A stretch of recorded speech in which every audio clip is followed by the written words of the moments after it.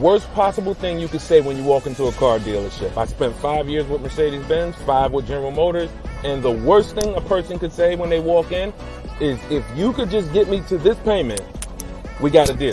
So your loan's probably still like 19, which means you got to pay to get out. You're upside down. It's called negative equity.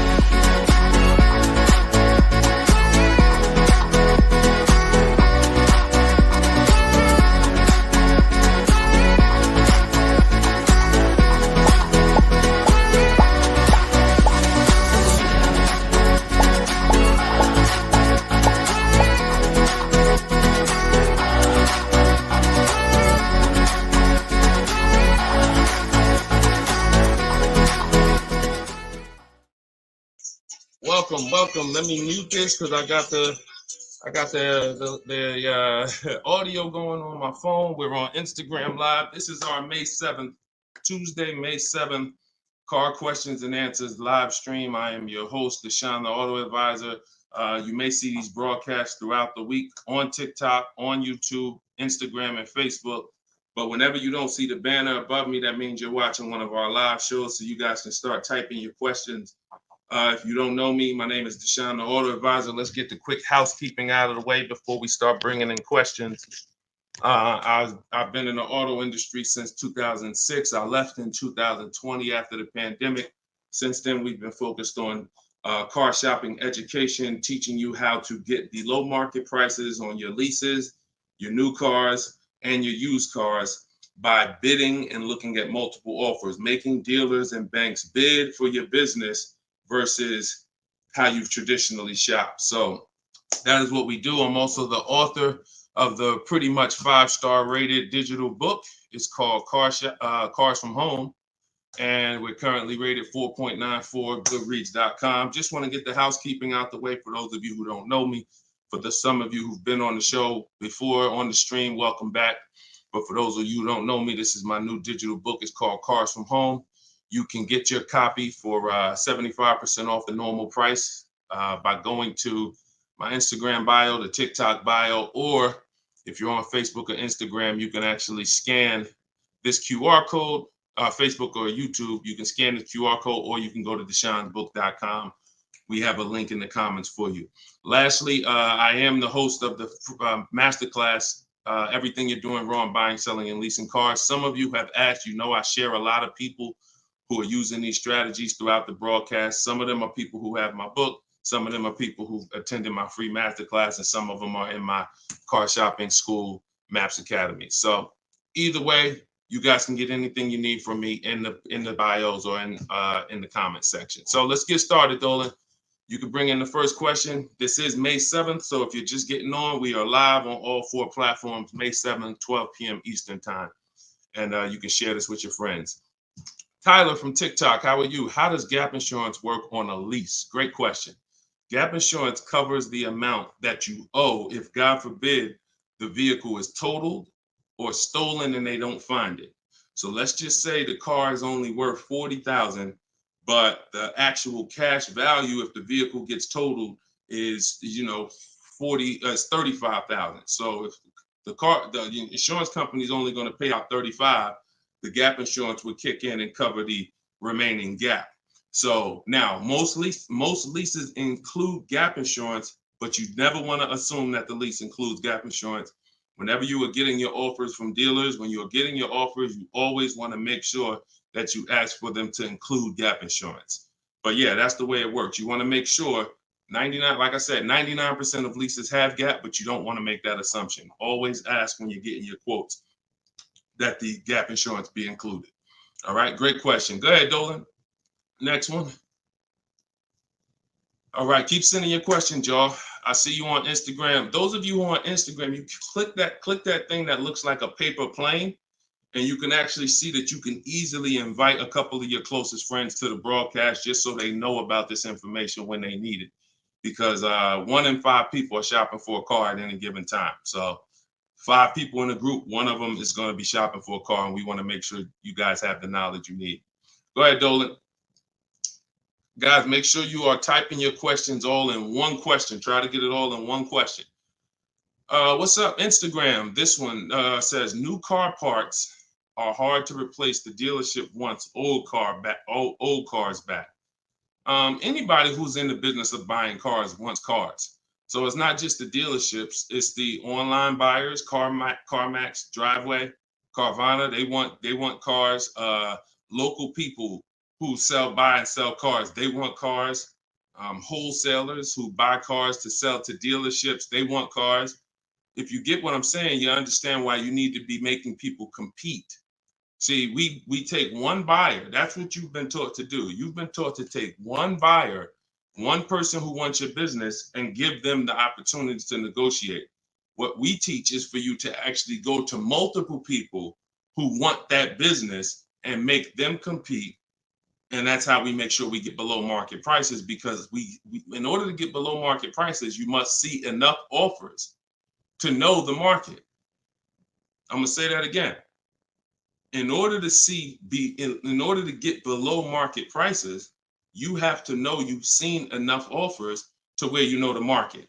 Could y'all keep running up the likes on TikTok? Every time we say something that you like, if you could just tap the screen, it runs the likes up and it gets a lot of people's attention on TikTok. Let them know they need to be here.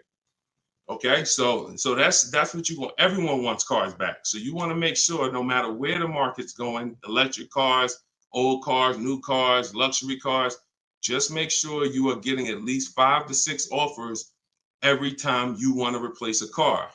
We don't trade in cars because you are not going to get the money you could get trading cars. Now, I'm not talking to you about doing private sales either, where you list the car and then you go and you got to, have people come to your house in Facebook Marketplace. I'm talking about the people who pay cash money, inspect the car in an hour, hour and a half, and cut you a check. Those are the people we need to get 5 or 6 bids from, and that's what we teach. Those companies are very easy to find and very easy to work with. Okay, who's traded a car before? If you've ever traded a car before, type the letter T.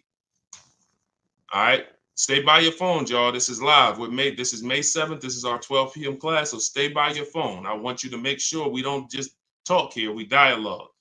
All right, in order for you to get the most out of the show and for me to continue to do them, you want to make sure you as close to your keyboard so I know you're actually getting value out of the class, out of the stream, because you're communicating, engaging versus just listening. All right, I'll see you, Bell, on YouTube.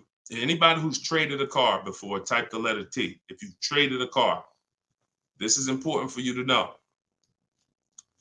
It's almost impossible. I see you, Thomas, on Facebook. It's almost impossible, ML Headley, to get the most money for anything, not just a car, for any item on trade. So we don't trade. We don't trade. You're not going to get the most money, and you're not going to know that you got the best offer. You need to get 5 to 6 of these online offers, and that is how you replace your leases. And in the same way, look, you've left money on the table. Some of you know, I got to tell you the bad news first. Anybody who's traded a car since the internet and online car buyers have been invented, you've left money on the table. So I want you to stop. I'm suggesting you stop doing that right now if you really want to make $1,000, $2,000, $3,000 more every time you replace your cars. Okay? Go ahead, Dolan. Shoot the next one in. Jock from TikTok. How can I get rid of negative equity with a lease? First of all, let's talk about why do you have negative equity. This is improper deal structure. So if you went over your mileage, that means listen, you should not be taking a lease for 10,000 miles per year knowing you drive 15. Because frankly, to go from 10,000 a year to 15,000 a year is only about $40 for most cars. $40 more a month, and you get to go from 10,000 to 15,000 miles per year. So it's no excuse that, taking less miles than you need and then having to deal with mileage penalties that you shouldn't have had in the first place. So we see. So our solution for negative equity is to always in most cases to roll it into a lease, because the cause usually for negative equity is you buy your cars. Somebody told you don't lease, you listen to them, but you don't keep your cars long enough to outlive the depreciation. So you buy your cars and you replace them, usually by trade, in a short period of time, 2, 3, 4, 5 years, 6 years, and that's too short of a period of time to replace a car because of the depreciation. But with a lease, you should not have negative equity. Negative equity is something, you have a penalty because you don't owe. Negative equity means the object you owe a loan on is not worth that. So you owe 20,000, but the car is only worth 15,000. In your case, you have agreed to drive 30,000 miles over 3 years, but you're driving 40,000 miles. You drove 40. So you need to pay that penalty in order for you to go to the next car. Okay? It should have been in your lease to begin with because you pay less for it if it's in your lease. You pay probably 15 cents a mile, where on a penalty, you're going to pay 25 cents a mile in a lot of cases. So what you want to do is you want to consider this: staying in the car, waiting to the end of the lease, and if whatever your mileage penalty is, rolling it over to the next car. As far as work your deal out, this is what I would be doing. One, I would do an equity assessment. Before we even talk about this, you need to do an equity assessment. The equity assessment is step 2 in my process. The name of my book is Cars from Home, 7 Steps to Saving Time, Money, and Avoiding Dealerships. So it takes you all the way through the journey of getting your car from home while you are at home. So the second step, which is right after we decide whether we're buying or leasing, is we must do an equity assessment. Some of you, who has a car that they're going to be replacing to get a car? Type me. If you have a car, it could be a lease or it could be you own it, but you're going to be, next time you car shop, you're going to be replacing that car. Who's in that situation? Type me. Stay by your keyboards. Let's go. We're live. This is May 7th. Wake up, people. Wake up. School me. All right, me, I see you. All right. What's up? Y'all can we run the lights up on TikTok? Can we tap the screen? Can we tap the screen if y'all gonna spend time with us on TikTok? Tap the screen. All right. Okay. Let's go.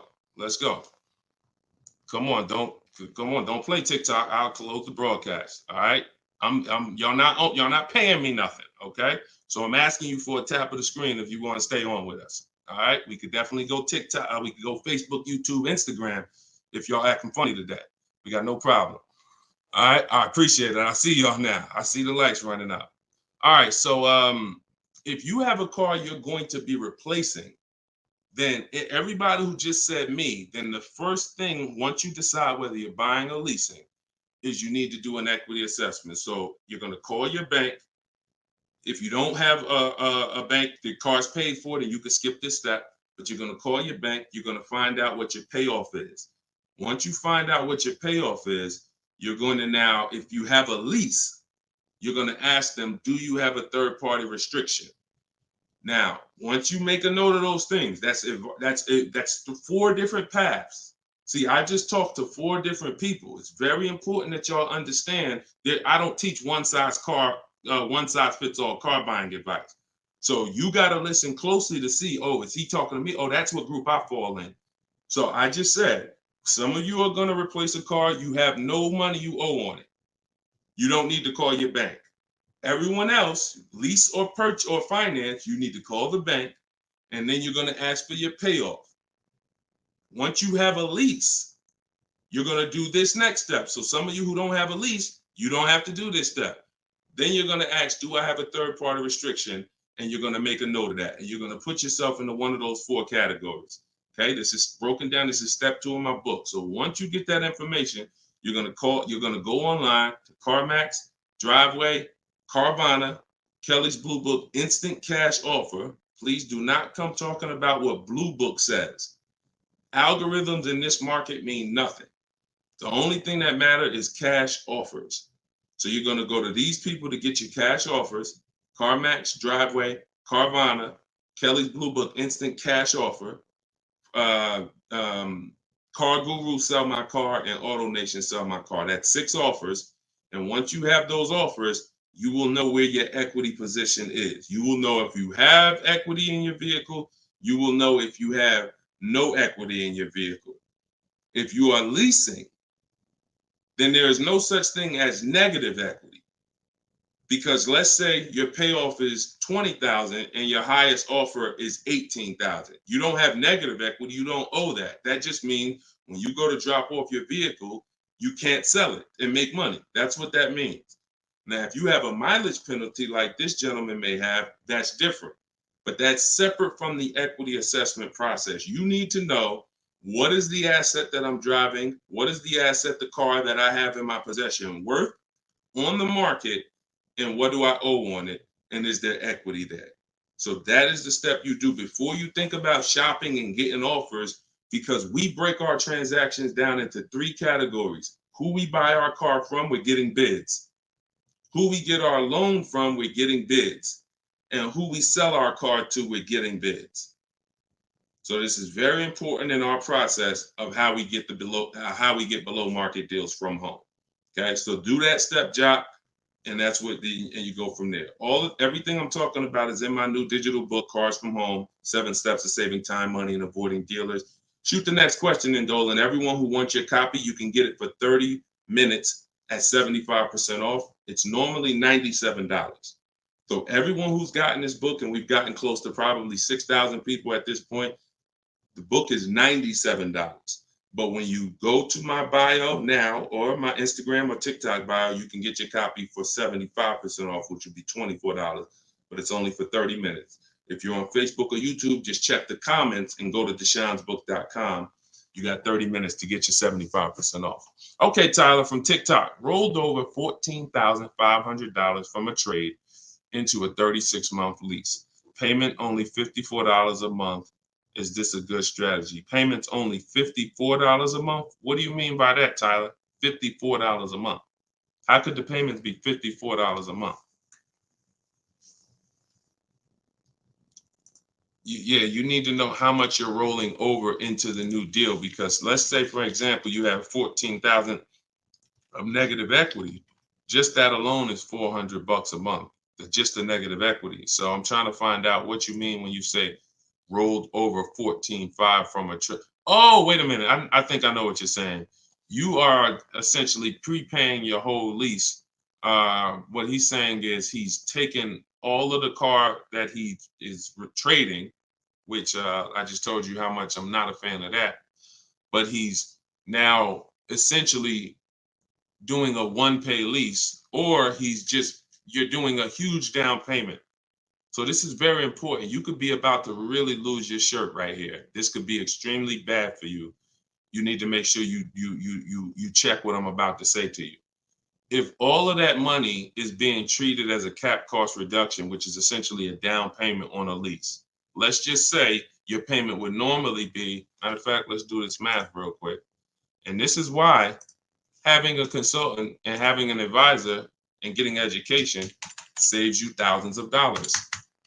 Now, $14,500, you are talking about, if you put that into a payment form, your payment would be $400 a month higher, plus the interest on that, plus the taxes, plus the interest on that. So let's call it $430 plus this $54,000 this $54 a month. So let's say your payment would have been, without you trading, would have been like $485 a month. So if they're treating all of that as down payment, then here's what's happening. You're just prepaying the lease. So you have no protection. If that vehicle gets totaled, you are out $13,000. You won't be, anything you put into that vehicle, you're out. That money's gone if the vehicle's stolen or totaled. So what it makes more sense to do is to see if there's multiple security deposits that you could put. You need to get your offers, though, with no money out of pocket, because you can't look at one-pay leases and you can't look at multiple security deposits if you don't know what the original deal was without them. So if my payment is $500 a month, and then if I put multiple security deposits down, it lowers it to $450 a month, then that could be a good offer. If it lowers it $20 a month and I got to give them $6,000 to hold, then it doesn't make financial sense. That's not a good return on you holding $6,000. But I'm always comparing it. This is something we teach called advanced leasing strategies. This is not for everybody. So but you need to determine when you're doing a one-pay lease, all you're doing is giving them all of this money up front so they can lower the actual interest on the lease and see what the payment comes out to with the lower interest. So you have to get offers without down payments. This is why I'm saying when we shop, we never shop with down payments, whether we're buying cars or leasing them. We never shop with down payments because when you're putting all this money in, you can't assess the deal because you don't know how much of this being a low payment is because I put all this money down. You need to know you have a deal before you consider what monthly payments is going to be. If I'm getting a lease and I shop my offers and my lease deal is under 1%, or my best offer is under 1%, no more than 1.5, somewhere in between there, I know I have a good deal, regardless of how much I'm going to put down. So, and when it comes to purchasing, I need to know people worry about the payment. Some of you are worried about the payment. You don't care about what you're buying the car for, and you're worried about the wrong thing because you're thinking about the loan you're getting. You're not thinking about the car you're buying. Before you think about, hey, what's a good payment on this car? No, the better question is, who's the dealer that's going to sell me that car for the lowest price? Deshone, I want to get this BMW 4 Series. What's a good payment on that? No, you're going to get a BMW 4 Series. Who's the dealer that's going to sell you that BMW 4 Series for the lowest price? If 20 dealers, if say 10 dealers have that car, $60,000 car, some dealers are going to sell it for 65, some are going to sell it for 60, some are going to sell it for 57. You need to get these offers before you worry about what the payment's going to be. And that's a whole different philosophy. This is what I teach. So I'm never going to be in the business of not teaching you to understand the numbers because we make it simple. Whether you're using my book, whether you're paying attention on these live streams, when you are shopping multiple offers, you eliminate this. You cannot be a payment shopper because you'll just be throwing money at deals and thinking you got a deal, but you didn't get a deal. You just threw so much money at it that it lowered your payment to something that you felt good about. Doesn't mean you didn't overpay for the car. All right. Very, very important, y'all. This is $3,000 to $5,000 to $7,000 to $10,000 mistakes. These aren't $100 mistakes. Listen, look, people right now are so distracted. They are asleep. They are asleep. The only way people could continue to make money is people stay asleep. It's not so when I tell you the conversation, you are taught to, when you're buying a house, get help. Make sure you have a plan. Work with the best people. Get a home inspection, even if you're not going to buy the house, right? Don't you get a home inspection even if you're not going to buy the house? Don't you risk $400, $600, $800, even if you're not going to buy the house? Why? Because you want to protect yourself from making a $20,000 to $50,000 mistake. But with cars, this is the only thing that you think, oh, I could just do this on my own. Knowing that every time you buy a car, you have a little buyer's remorse. You hope you hope you didn't overpay. You hope you didn't. So lock in. The only way you are going to win and be like these people that I show on the show all the time, like you see just a ton of people that's paying ridiculous prices, below market prices. And I got more to show y'all. Like my next show, I got like 3-4 million people that hit me with their deals they got in the last 2 weeks that I haven't even pulled in yet. Like you're not going to get these prices until you take car buying as serious as you take buying a small house.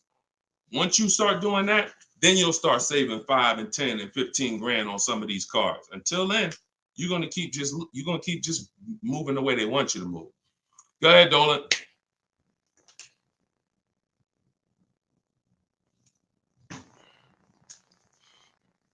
Is there any way to get out of a car with too much negative equity? No. Negative equity is what I call a bad credit for people with good credit. You could have an 800 score. If you have too much negative equity, you're not going anywhere. So the first thing to know is what's the cause. See, we could sit here and we can cure the problem, but until we know the cause, you're just going to go and you're going to repeat the problem. The cause is you're not leasing, but you're not keeping your cars 8 years. So what you're doing is you're losing on depreciation. Your car's value is going like this. You buy your cars, it goes down 15%, 20% the first year, 15%, 12%, 12% is losing thousands of dollars in value for the first 5 years. And then that's when you go to trade it, or that's when you go to replace it. So you don't keep the car long enough for it to start losing a little bit of value because somebody taught you could just switch cars anytime you want. Buy them and switch them, buy them and switch them. This is a depreciating asset, and you're going to lose every time doing that compared to someone who's getting great lease deals. So if you're not, our rule of thumb is if you're not buying your car to keep it at least 8 years, you should be shopping for great lease deals, not purchases. So you need to know the cause. Now, once a lot of you figure that out, that that's true, and you learn that all of this bad structure has cost you, you're going to lease. You're going to say, Deshone, I'm not keeping my car 8 years. I'm leasing my next car. If you don't have too much negative equity, then what you should be doing is trying to cover the difference. So you're going to do that equity assessment process that I laid out about 10, 15 minutes ago. You're going to do that equity assessment process. If you only have a $1,500 to $2,000, $3,000 difference between your best offer and your highest offer, I mean, let's say you owe 20 grand, but somebody's going to offer you 18, then I would pay off the difference all day long because I'm still winning with a bidding system on there. See, when you get bids, even when you have negative equity, that's still you're still getting the most money for the car you can get, which means your negative equity amount is going to be the lowest it can be. So you always want to explore if I could pay the difference between my highest online offer and my negative equity, that's the best. Because once you can't do that, now you eliminate the ability to be able to participate in a bid because you have to trade. This is the only time where we have to trade because you need somebody to finance that negative equity because you can't pay the difference. You don't have the cash to pay off the negative equity. See, if I know that I can cover my negative equity by selling the car to CarMax and I pay $2,000 and I'm out of it, that means now I can get bids for my replacement car, which is what we do. So I can get the lowest bid for the car I'm buying, the highest bid for the car I'm replacing, the lowest bid for my interest if I'm buying. Once I have to trade because I have too much negative equity, I can't do that. I can only get the bid for the car I'm buying, and then I have to ask that dealer to roll my negative equity into the car that I'm buying. And the problem with that is that dealer is not going to win a bid. So even though CarMax may have been offering you 18, that dealer may only be able to offer you 16. So what would have been $2,000 of negative equity is now $4,000 of negative equity. That's why paying the difference is always best if you want to maximize the deal and get below market deals. That's it. But if you have too much negative equity, you can't do that. Now, it's very important that you understand something regarding the car you're replacing your negative equity with, the next car you're going to buy. You can see Sean uses our bidding strategy. He's in our private group. For all of you who want to know about my private groups and you have to attend, there's people who ask me, who are these people? You must attend my masterclass in order to be eligible to be in our educational course. So this is but what it is my book in video form with coaching. So the 7 steps are the same. Those of you who are using the book to get to your goal, use the book. It's just different ways of learning. So anyway, you can see Sean here he got his bids and he found a car that had a $15,000 rebate. He didn't know that, a $15,500 rebate. So if Sean wanted to bring negative equity over to this vehicle, he's buying the car so low with all the rebates, he could bring over 5, 10, 20 grand of negative equity and he's still going to be able to do it. Because as long as you're getting a big discount, you actually can, the bank is not going to lend 25% more than like 25% more of the car's value. So you can't slap 10 grand of negative equity on a $30,000 car. And the bank is going to look and say, why would we lend $40,000 on a car that's worth 30? There's something called loan to value ratios. It's in all forms of lending, loan to value. So you have a cap based on the price of the car. There's only 25% or so more that the bank is going to lend. So if you're trying to do no money down deals, having too much negative equity prevents those. So this is why we need to get out of negative equity and stay out of it and start leasing. Stop buying your cars. The only time you actually switch from a purchase with negative equity, I own my car and then I'm switching to another car and it's a purchase, not a lease, is if you had like an emergency. You were going to keep the car 8-9 years, but you just had a bunch of kids and now you need a whole different car. It's a life, but if you're not keeping the next car 8+ years, you shouldn't be buying again. You're going to be back in negative equity every time. Okay? All right. Go ahead, Dolan. You can shoot the next question. TikTok, I see y'all. We are live. This is May 7th. This is our 12 p.m. Eastern time show. If y'all can, every couple minutes, if you could tap the screen, if you're enjoying the show, if you're enjoying the stream, keep running the likes up on TikTok. Appreciate y'all. All right. Instagram.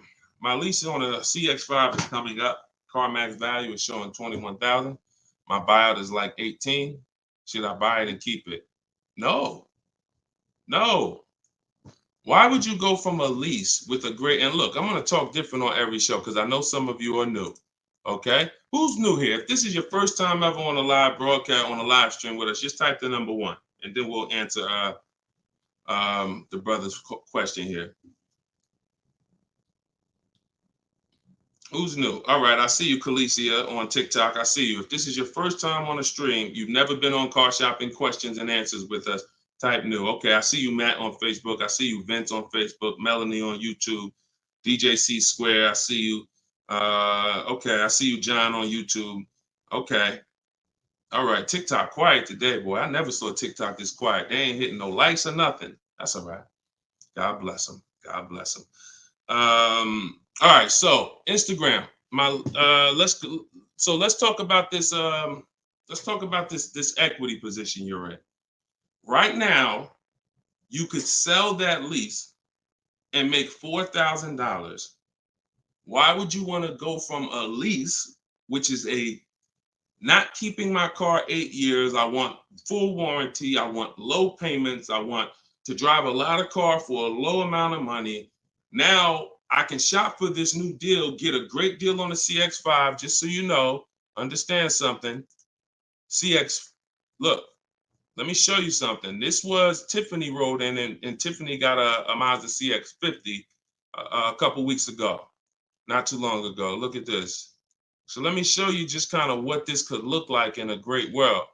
So you understand, she got a 2024 Mazda CX90. She literally paid 44. The sticker price on it was 44,000. She used our system. She actually wrote. This is a testimonial about the book, so you can see at the top says, "I believe we got a great deal from what we learned from the rest of the book." So look at this. She got bids, $44,800 vehicle. She ended up getting a $6,530 discount. That was her best offer. And then, so her lease payment on this would be incredibly low if there's a good lease program. But you're not going to save this kind of money negotiating. You want to sit at home, get bids, contact at least. We don't make a decision until we get 5 to 7 offers. We will not make a decision on a car until we get 5 to 7 offers, because 80% of dealers are overpriced. So you say you can get you might be able to get a lease price on this car for, $400 a month, no money down, for, $450 a month. Something, it might be lower. I don't know what the below market deal on your replacement Mazda is going to be.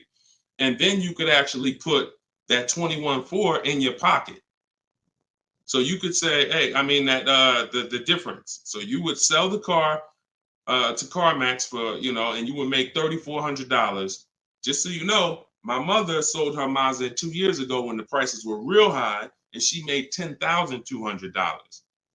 So why would I go from being able to do a deal like that, getting a new car, low payment, no money out of my pocket, put $3,400 from my old lease into my bank account?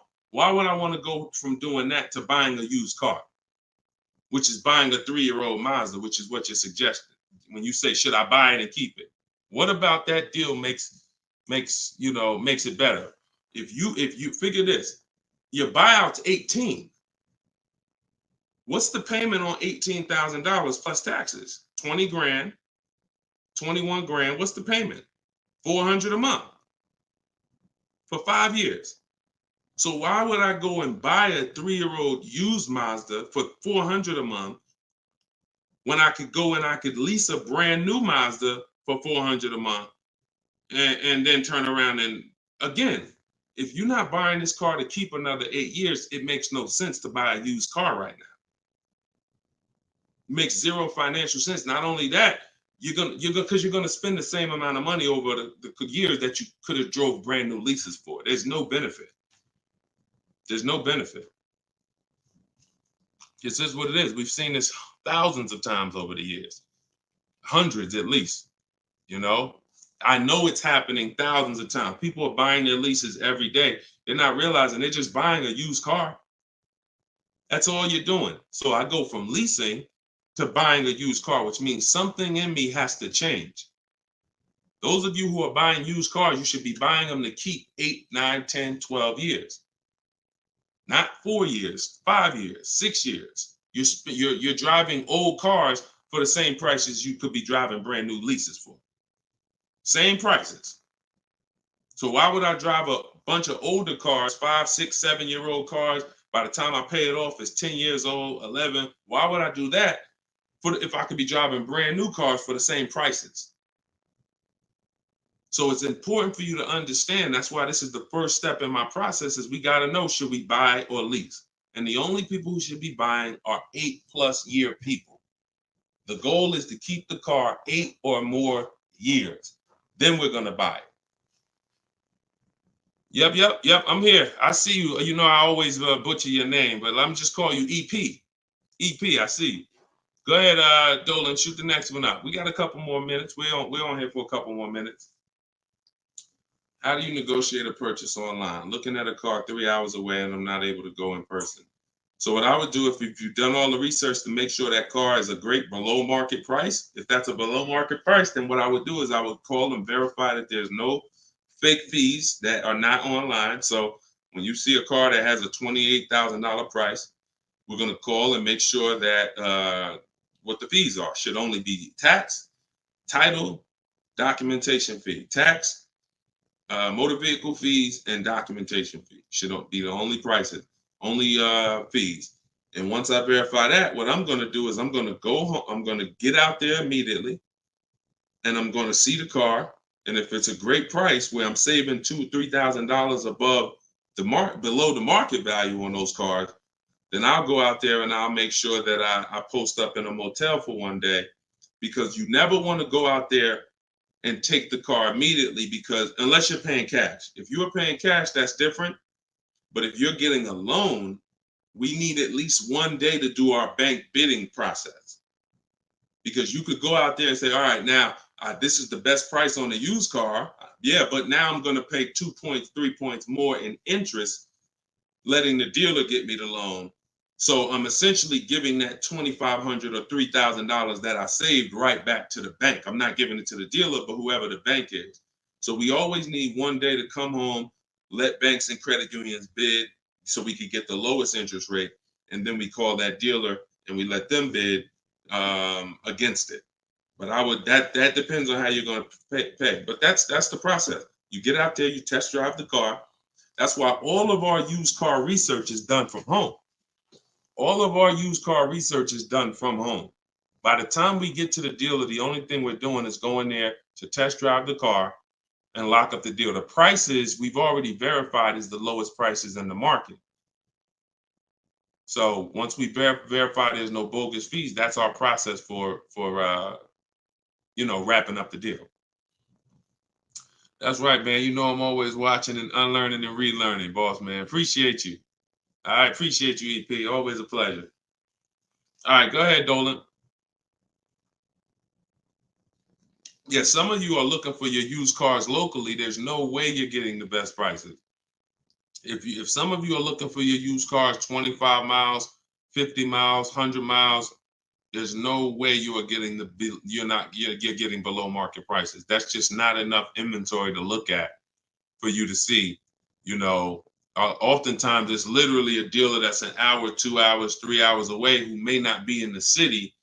They don't have the traffic that that person has, and oftentimes they'll have a below market deal because of their particular circumstance. So if you're just shopping 10, 25, 50 miles outside of your radius, that's just not enough of a radius to get the below market deals.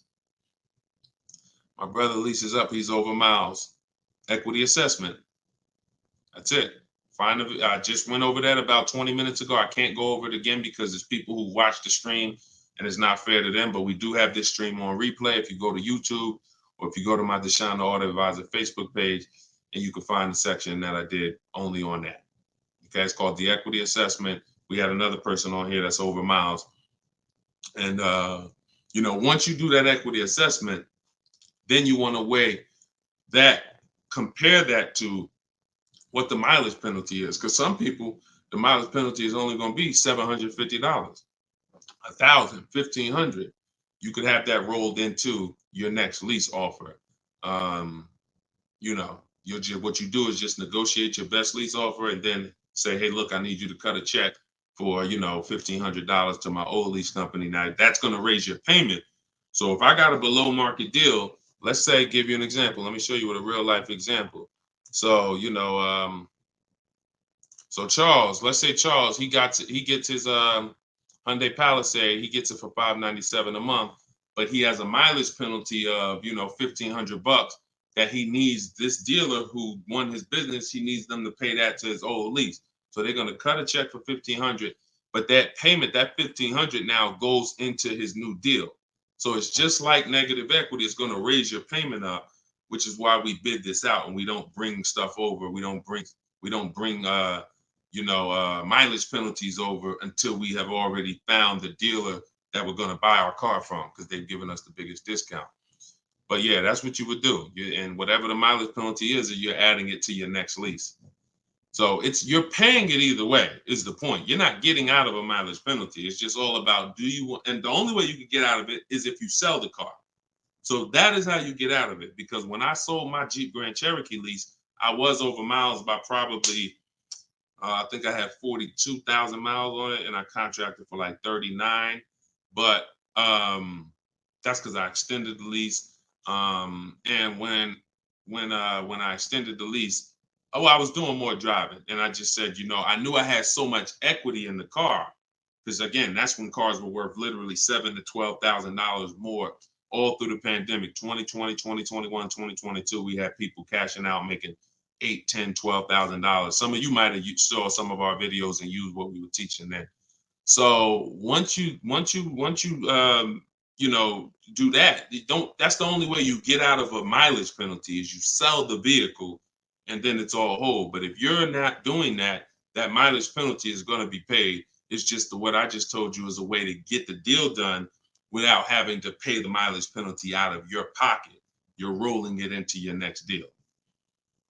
All right, go ahead, Dolan.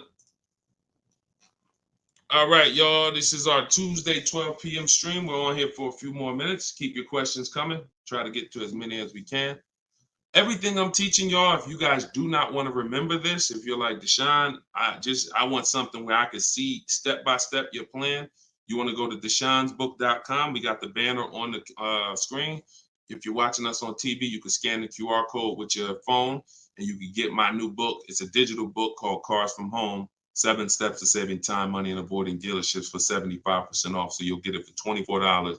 You won't pay the normal $97, but it's only for 30 minutes, okay? After 30 minutes, it's normal price. You guys that are on TikTok, you can get yours in my TikTok bio. There's a website there, as well as in Instagram, my Instagram bio. All right, get your 75% off if you don't want to get it, if you don't want to remember any of this. All right, so Guitar Jams, YouTube, what's the best price to negotiate over sticker price? For example, a car is a $26,000 sticker, but I'm only wanting to put $27,000 in cash. Is $1,000 difference enough to avoid all BS fees?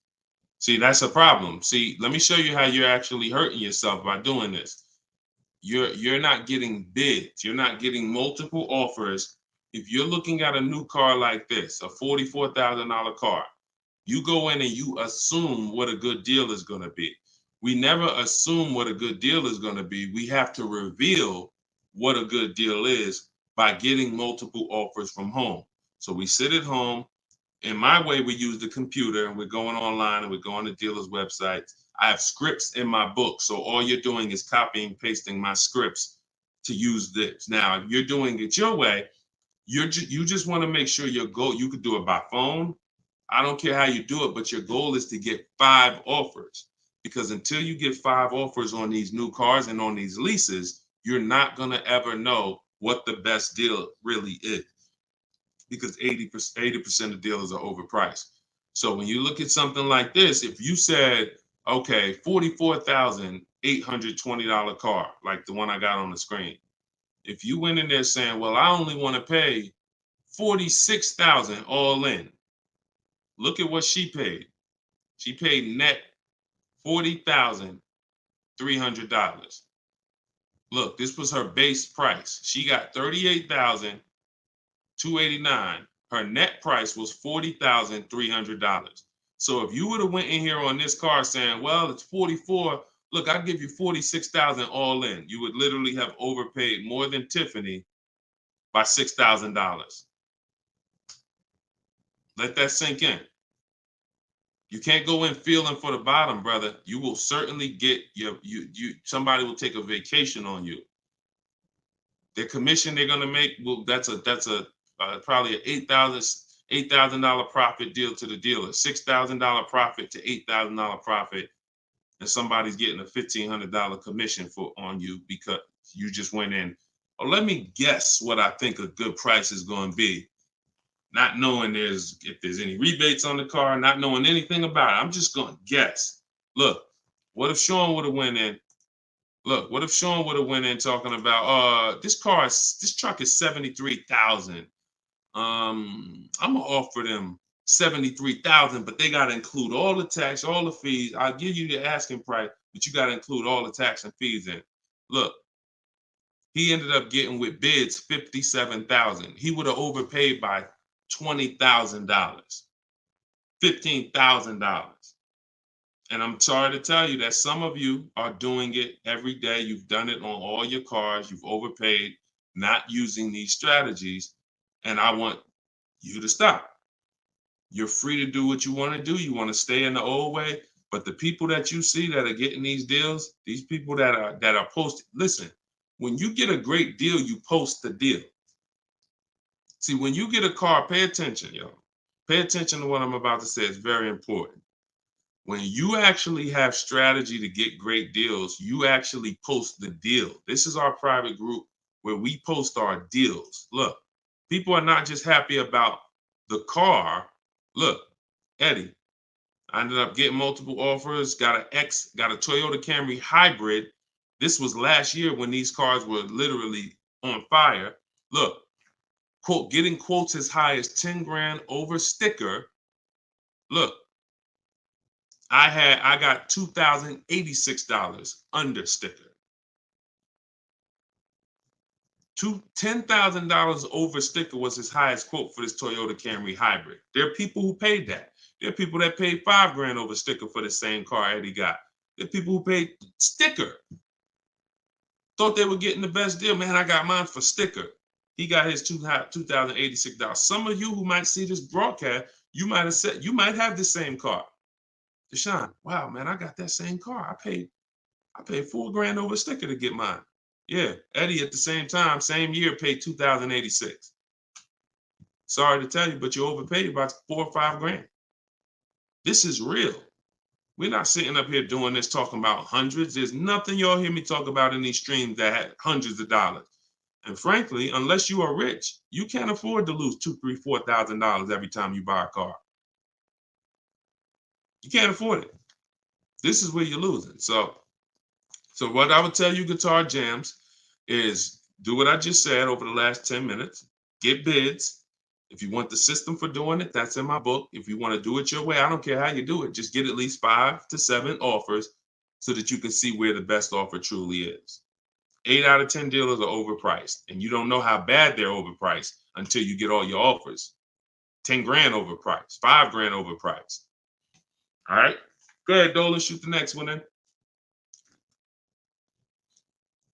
Great question, though. Can you get a deal when you build your own car? Absolutely, Sherry, but you want to get those offers before you agree to buy something from anybody. So if I'm ordering a car, I'm getting 5 offers, 10 offers. I'm getting 5 to 7 offers, not 10 offers. See, in my book, I have a process called the 25 to 5, where we connect with 25 dealers online in 20 minutes. And our goal is to get 5 to 7 offers in 48 hours. So once that happens, we don't order a car until we verify the car doesn't exist in the market. See, because when you walk into a dealership or call 2 dealerships and they say, oh, we don't have that car, but we could order it for you. Now, what are you doing? You only talk to 2 dealers. What about in the 25 dealers that we talk to? What if 7 of them or 10 of them have that car? So you just talked to 2. Now they got you ordering a car. We don't order until we talk to these 25 dealers online and they tell us, hey, nobody has it, or it's only 2 out there, then we might order. But that car could be sitting right around the corner from you, or 30 minutes away from you. People could have 5 of them. An hour away from you, people got 3 more of them. But because you're just local, you think, oh, I need to order this. We don't order until all of those dealers tell us we don't have that car. And then when we send out our order request, we're getting quotes from all those dealers. So we're getting probably at least 10 offers. When we go to order, we're probably getting 10 offers because all of those dealers we've already been talking to. And any of them could order us a car. I had a young lady 2 years ago, no, last year, the new BMW came out, the new BMW X4M, and she got quotes. And to order, nobody wanted to give her below sticker price. Some were higher than sticker. The person who won the bid was giving her $3,000 below sticker. But the car had a bad lease program though, so she ended up not getting it. But $3,000 below sticker. If she was purchasing that car, that would have been a ridiculous deal. Brand new BMW, new body style, $3,000 below sticker. But that's bids. And we do that in 45, 60 minutes. Before you even get home from the grocery store, we already got the bids, and we're not putting in 60 to 90 minutes to get this done. So my process is not just money, it's time. I don't want to spend more than 60 minutes to get a car. And I could get any car, any price. All of these people that you're seeing, Danielle, Kimberly, Bonita, all these people right here, Charles, they could get that Zafrina, they could get these cars, they could get these same deals that y'all seeing, and they're probably 90 minutes. Some of them might be 60 minutes because it was their first time, second time, some of them. Second time you get it, you're probably 60 minutes because it's a repetitive process. Getting a car, getting these bids is so repetitive, you'll see. This is what I should have been doing years ago. I don't know why. So easy. All right, go ahead, Dola. Shoot the next one in. What's up, Sus? Ralph Morales. K. Michelle, I see you. That's not the K. Michelle, I know. What's up, John? I see you. Steps if the lease has a third-party restriction. So if the lease has a third-party restriction, we're going to get bids from whatever dealerships make the car. So if there's a Nissan and I have equity, if I have $2,000 or $3,000 or $4,000 in equity, then what I'm going to do is I'm going to call and I'm going to get bids from the local dealers, because a third-party restriction means that it doesn't mean you can't sell the car. It means you could only sell to a local dealer who makes the car. So we still get bids. We get 3 to 5 offers from used car managers. And whoever makes us the best offer gets the car. And then they'll cut us the check for any equity that's in the car. But we always need to get the offers online, because that's going to tell us if we should even be pursuing. If we don't have any equity, or it's at a break even online, there's no reason for us we don't have any equity in the car. We're just going to return the lease.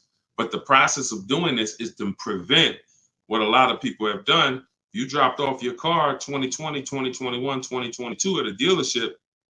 If you dropped your old lease off and you didn't do an equity assessment, chances are you gave up a lot of money. And some of you are like, well, Deshone, I did that. I gave them back my old car, but then they gave me a great deal on a new one. You have no idea how much equity they used out of that car or how much they kept. It was, like I said, my mother had $10,200 in equity. She could have literally, they could have gave her, if we would have went into a dealer, they might have gave her 4,000 of the equity and kept 4,000 if we were lucky. So, doing an equity assessment before the lease in process is to prevent giving away any equity when we drop off our lease. All right, go ahead, Dolan.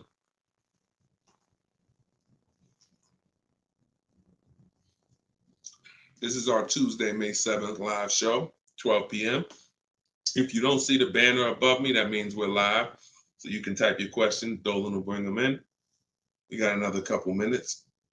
Hey, Deshone, currently in talks with dealers for a good offer. Thanks for all your help. Great. I feel empowered and confident I'll get the best price. Get the book, everybody. Stop leaving money on the table. Thank you, Nico Smooth. See, it's empowerment. It's the only way to feel empowered. You are not going to feel empowered going and negotiating with a car salesman. Anytime you're working with us, it's already set up for you to leave not able to guarantee you got the best deal. Nico Smooth, he's going to guarantee it. I don't know if that's a woman or man, but they're going to guarantee it because they're getting offers. They're getting offers. If you went in, if you had to buy a 100-inch TV and you just went out right now in the first store you found that had one, you just paid it.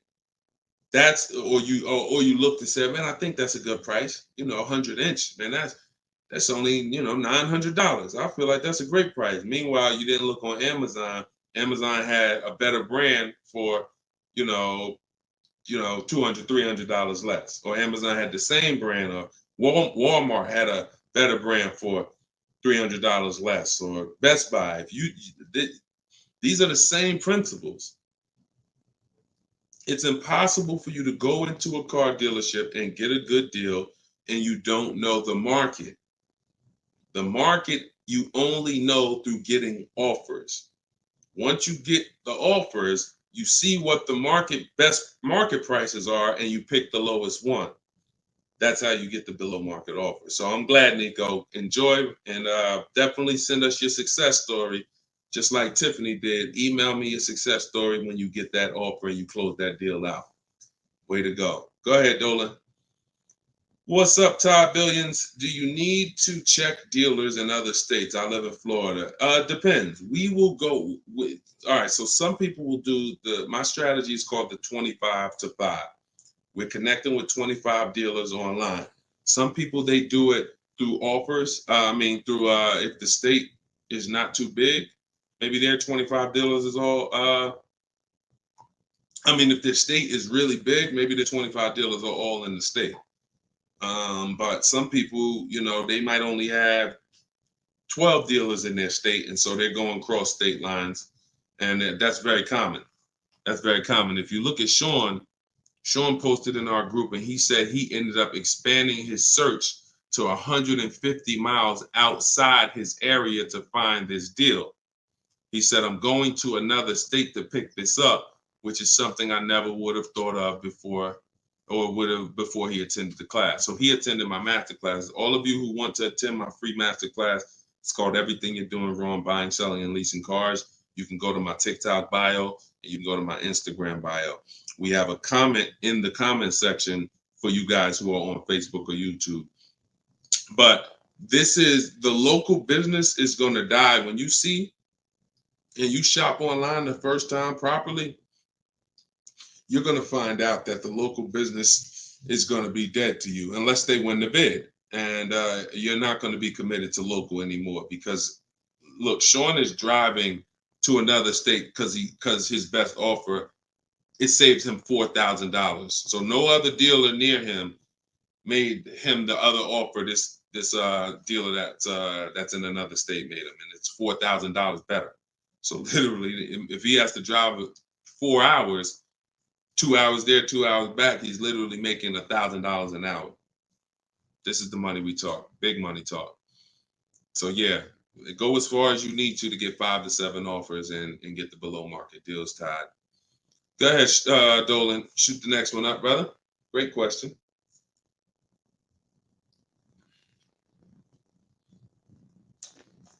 This is Charles Harris on YouTube. How are you?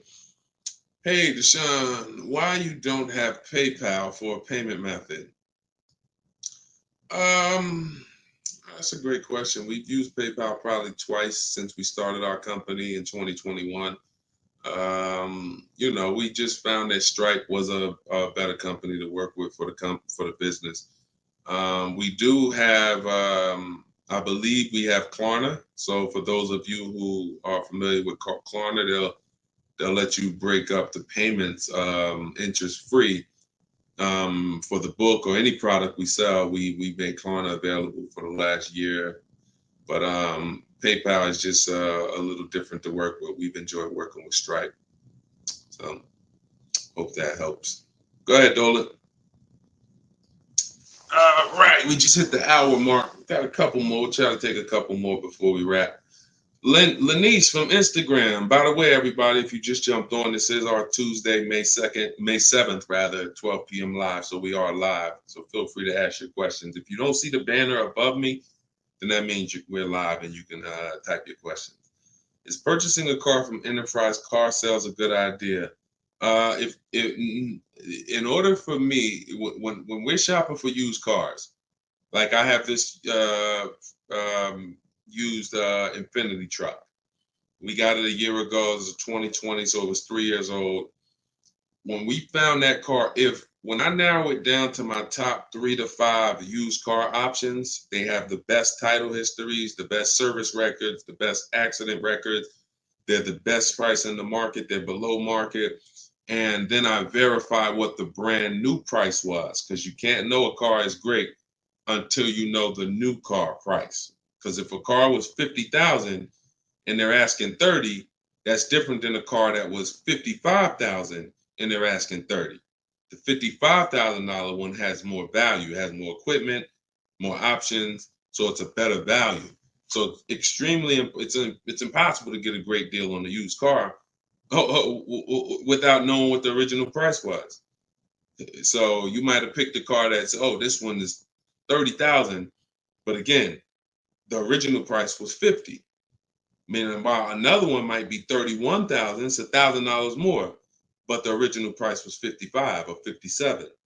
So you got to know what was in the new car price to be able to compare when we're getting. So if I narrowed it down and that Enterprise car was in that bunch, I'm not opposed to it as long as it has great service records, great accident history, great title records. But the title is going to show as a rental. So when I say great title history, you got frame damage, you got salvage titles, you got rebuilt titles, cars that have been totaled, rebuilt. You have different forms of title: personal lease, personal vehicle, corporate lease. These are all different categories of title. So if you get one that has a rental, then that price needs to be considerably less than the other cars on my list. That's the only way I would look at it. Great service records, great accident records, and then compared to the other cars in my bunch, it's got to be $2,000 less than them. 1,500, 2,000 less. So that's the only time I consider it. Go ahead, Dolan.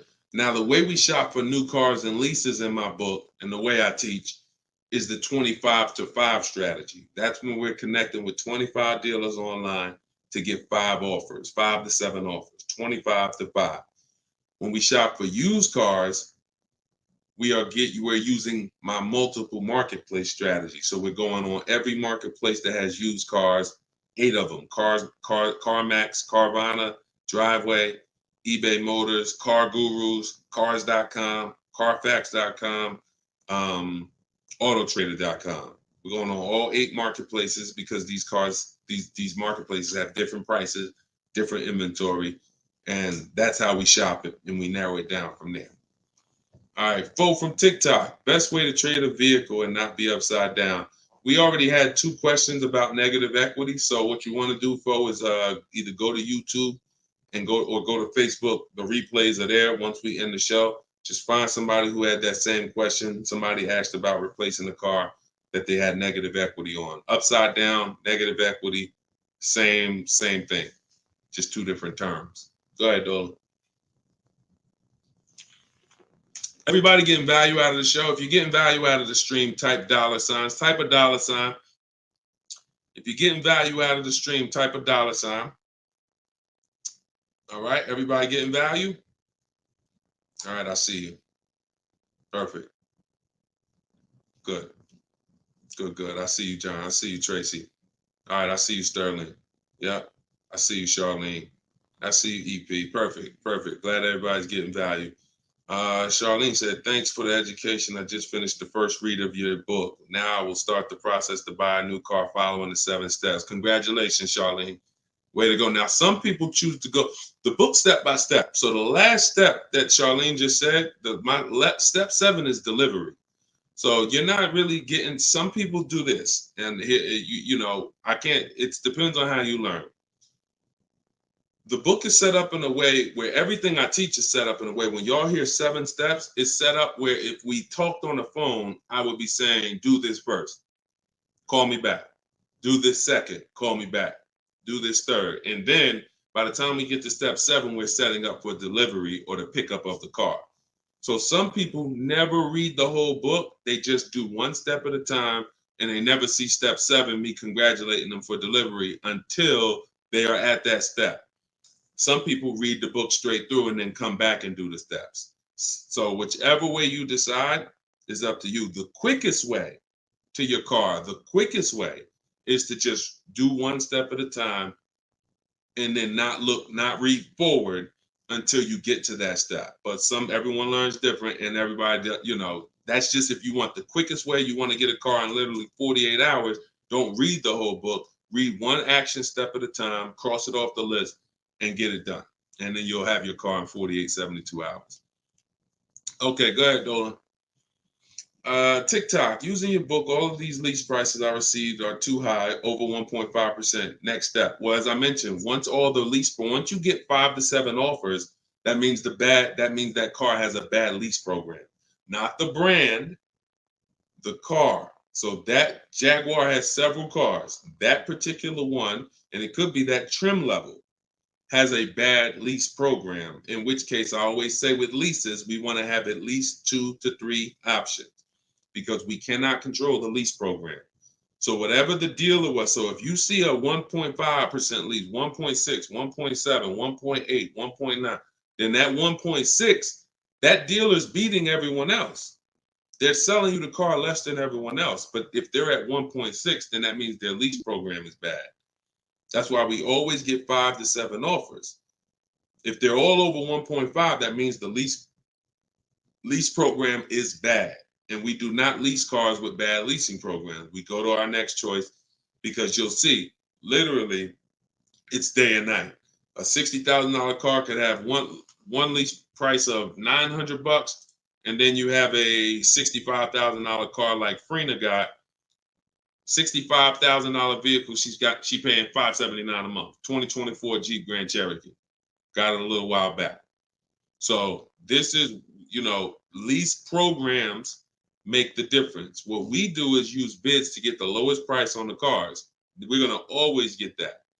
But once we can't control the lease program. So we always have 3 options. With purchasing, we don't need 3 options, because once we get our bids, we're gonna just find a dealer that's gonna be the lowest. Nothing else matters. We don't need to worry about a lease program. Go ahead, Dolan. German Tink from TikTok, I see you. If our credit is not good, I feel like we don't have room to negotiate. True? No, your credit, you do. You see, again, we're mixing the loan with the price of the car we're buying. That's where you're going to overpay. Because if you have a loan, you have bad credit, the only thing that should be affected is the interest you pay on the loan. That should be between you and the bank, the lender, not between you and the dealer. So what your job to do is, if you have bad credit, the lender you get your loan from is going to tax you for it. You're going to pay higher interest than what someone with good credit would pay.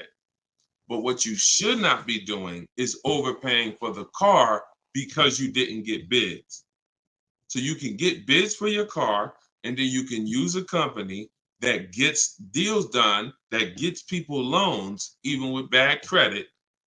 And you know, I use Limbuzz. I recommend Limbuzz. I don't use them. I recommend them. So you could either, pay a high interest rate and get a great price on the car, or you could do what most people do: get a bad price on the car and pay a high interest rate because they're going and they're shopping desperately. So in my process, we would get with Limbuzz, get our pre-approval with Limbuzz, and then we would go and we would shop and get bids to make sure we're finding the lowest price on the car.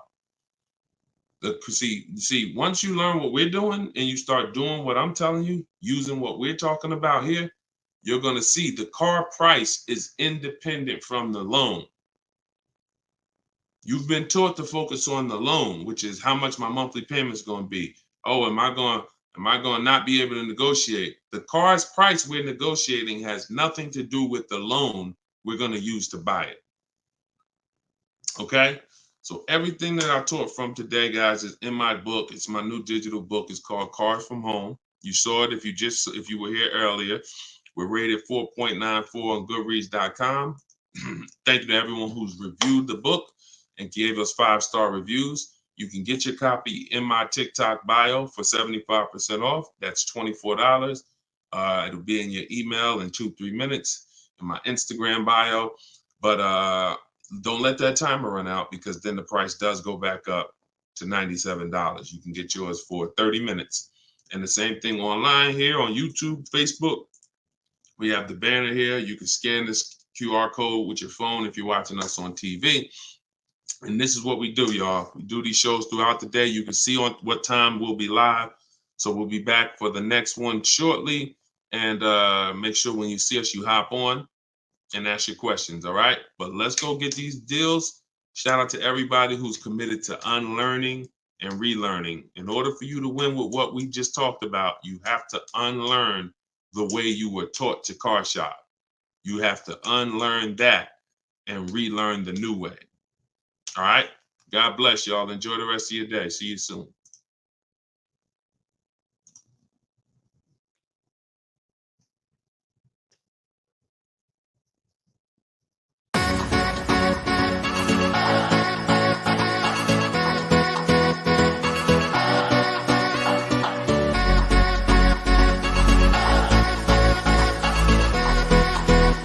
The worst possible thing you could say when you walk into a car dealership. I spent 5 years with Mercedes-Benz, 5 with General Motors, and the worst thing a person could say when they walk in is, if you could just get me to this payment, we got a deal. So your loan's probably still like 19, which means you got to pay to get out. You're upside down. It's called negative equity.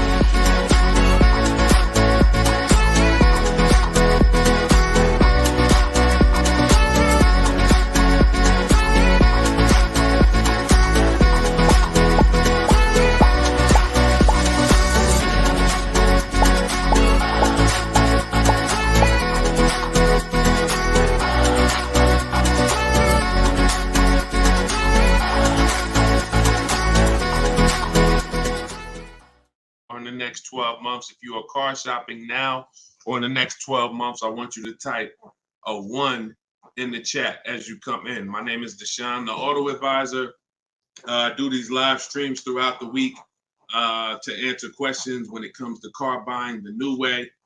We've been doing this, helping people really since 2021 through education. And so we teach an entirely new way to car shop. A way that has worked for thousands of people before you. And I do these live streams so that you can ask your car shopping questions, and we can try to get you the answers that you need to help you get below market prices, which is the only thing we settle for. So thank you to the people who are tapping the screen on TikTok, running up the likes. I appreciate it. We have Dolan moderating in the back, so you guys can start typing your questions. Everything I'll be talking about is out of my new digital book. It's called Cars from Home, 7 Steps to Saving Time, Money, and Avoiding Dealerships. Thank you to all who have reviewed the book on Goodreads, putting the review page up now. Thank you for helping us have pretty much a 5-star rating And everyone, as you're watching this, you can get your copy. If you like what you're hearing, if you like this new way that you're going to hear on these streams of how to car shop, you can get your copy of my digital book for 75% off in my TikTok bio, my Instagram bio, or we have a banner up for you guys. Or you can go to deshonsbook.com. So no matter where you're at, that's your special offer. All right. So Dolan, you can bring the first question in. I see you, Paper Chaser. Welcome to the broadcast. I see you, Benjamin, on TikTok. I see you. First time people. Welcome to all the first time people. If you your first time here, type of 1. Mario Soto, I see you on YouTube. Welcome. This is Chris on Facebook. Hey, Deshone, are dealerships willing to order a car for you if they don't have a car with the options you want? Everyone is usually willing to order a car because every dealer can order. But you want to make sure whenever you're getting an order quote, you're getting at least 5 offers. 80% of dealers are overpriced. So you want to make sure you're always getting on a brand new car 5 offers. And then you'll see how different they are. I had somebody who, I think we're on episode 17. This is episode 17 of Car Shopping Questions and Answers. So on last episode, I spoke about a young lady who ordered a BMW when it first came out last year, the new body style new body style X4. And through bids, she saw multiple offers. Most dealers were charging her $2,000 over sticker price. But once she got her 5 offers, at least 5, she probably got set 5 to 7. Her best offer was $3,000 below sticker. So I always say when you're shopping the right way, it should be a $3,000 to $5,000 to sometimes $7,000 difference between your best offer, which is the below market offer, and your highest offer, which is, the highest of all the other offers. So that's when you know you're shopping correctly. So make sure when you're ordering, you're following that model so you can make sure you're getting your best price. And you do this right from home. You could do it by phone, or you could do it my way, which is using the dealer's computer, the dealer's websites. We do copy and paste models to get quotes directly with dealers, speaking with them on their website. So as long as you do it, that's all that matters. All right, great question. Shoot the next one up, Dolan. Let me open up my phone on Instagram. My phone battery is low, but hope. Okay. Yes, everybody. This is our Tuesday 7 p.m. live stream. So this is live. Whenever you guys don't see the banner above me, then that means we're absolutely live, and you can ask your questions. We rebroadcast these streams all through the day, so you can send your friends, family to them. But whenever you don't see the banner above me, that means we're actually live, so you can ask questions. Okay, go ahead, Dolan. This is from TikTok. I need a new truck. Any advice? Or the first thing, all right, I'm getting ready to tell you the first thing you think about when you are in your position. And this is the first thing that all of you should have thought about. If you haven't thought about this yet, you've already skipped something that is very important. The first step in my process is always to ask ourselves the most important question. Does anybody know? I know we may have a lot of new people on here, but does anybody know what the most important question is? It's probably going to take you too long to type it. So I just want to see if anybody knows what the most important question is. I'll give you guys maybe 5 to 8 seconds to chime in some answers. Can I afford it? That's a good one, but no, that's not the most important question. That comes a little later in the process. Come on, Benjamin, Charlie. Am I keeping the car 8 years? My man, way to go right there. DM me, man. I'm gonna get you a free copy of my book because I like that. All right, that's the most important question. Just DM me on TikTok. I can't read DMs, y'all. So if you actually have DM me, 99% of the time, I'm not gonna see it because I have a team that helps me with my social media. So I'm not seeing DMs because we just get way too many throughout the day. But in your case, yes, send me that. Yes, but that's the most important question because here's the thing. The first thing you want to think about is how long you're going to keep it because you're about to buy something that's going to go down in value. You're not going to get the most value out of it until after 7 years. that's when you're going to get the most value. Everything before that, who knows, when I break these things out, I'm showing you the depreciation curve. And this is how your vehicle is losing value. So if you buy a new vehicle, it's losing value like this. If you buy a used vehicle, it may be losing value like this, but it's going down thousands of dollars every year. So until you keep the car long enough, some of you are just not keeping your cars long enough to win, because you're turning around and replacing your cars while it's still like this. You're still losing $2,000, $3,000, $5,000, $7,000 a year, depending on the price of the car, in depreciation. Now, when you keep your car long term, you're going to beat depreciation, because eventually your car starts to, like, who has a car outside right now that's at least 8 years old? Who has a car outside right now that's at least 8 years old? Type how many years old the car is. I just want to demonstrate something, because if you skip over this, you're not going to be able to get a good deal. You can forget it. I'm telling you right now, I call this the most important question. If you get this wrong, forget about getting a good deal. It's impossible. And I'm going to explain why. This is not, if some of you are new here, I don't need to hype anything up. I love math. So I make math simple. You might not love math. I love math. And I know that when it comes to cars and buying versus leasing, it's a numbers thing. It's a math thing. And I'm telling you that if you're not going to keep your car long enough for the depreciation to level out, like you can see Chris here on Facebook, he has a car 10 years. Carlos, 10 years. Tyranny on YouTube, 10 years. Okay. Yep, I see you. Kura Cindy on Instagram, 14 years. Jeff Walkus, YouTube, 15 years. Now pay very close attention to this. You'll notice that the way the amount your car is worth today, it's going to be worth almost the same thing next year. It's going to be worth almost the same thing next year. If your car right now is worth, if it's 9 years old and it's worth $8,000, a year from now it's probably going to be worth $7,600. That's when you have beat depreciation. Tap the screen on TikTok if that makes sense.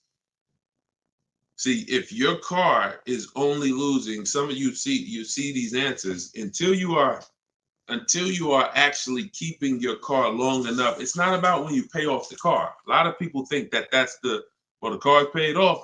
It doesn't matter. The value of the car is going down. This is why I call this the unseen expense. Depreciation is the unseen expense. And so how do we beat it? You can't replace the car in 2 years, 3 years, 4 years, 5 years, 6 years, 7 years. Can't replace it. You have to replace it either after that, or if you're not going to keep it that long, you should be shopping for a lease. And I'm going to show you the numbers before we move on from this. I'm going to make this point very clear. Now, this is step 1 in my book. This is why if you don't get this step, you cannot get a great deal on a car. So Instagram, I just want to let y'all know that if you're enjoying what we're doing, there's a button that looks like a paper airplane at the bottom of the screen. If you could hit that and just quickly in 10 seconds, tap 3 friends or 1 friend, anyone, I don't care. Just invite people over, because I know they'll appreciate it. Because a lot of you guys have friends right now that are outside in dealerships getting overcharged as we speak.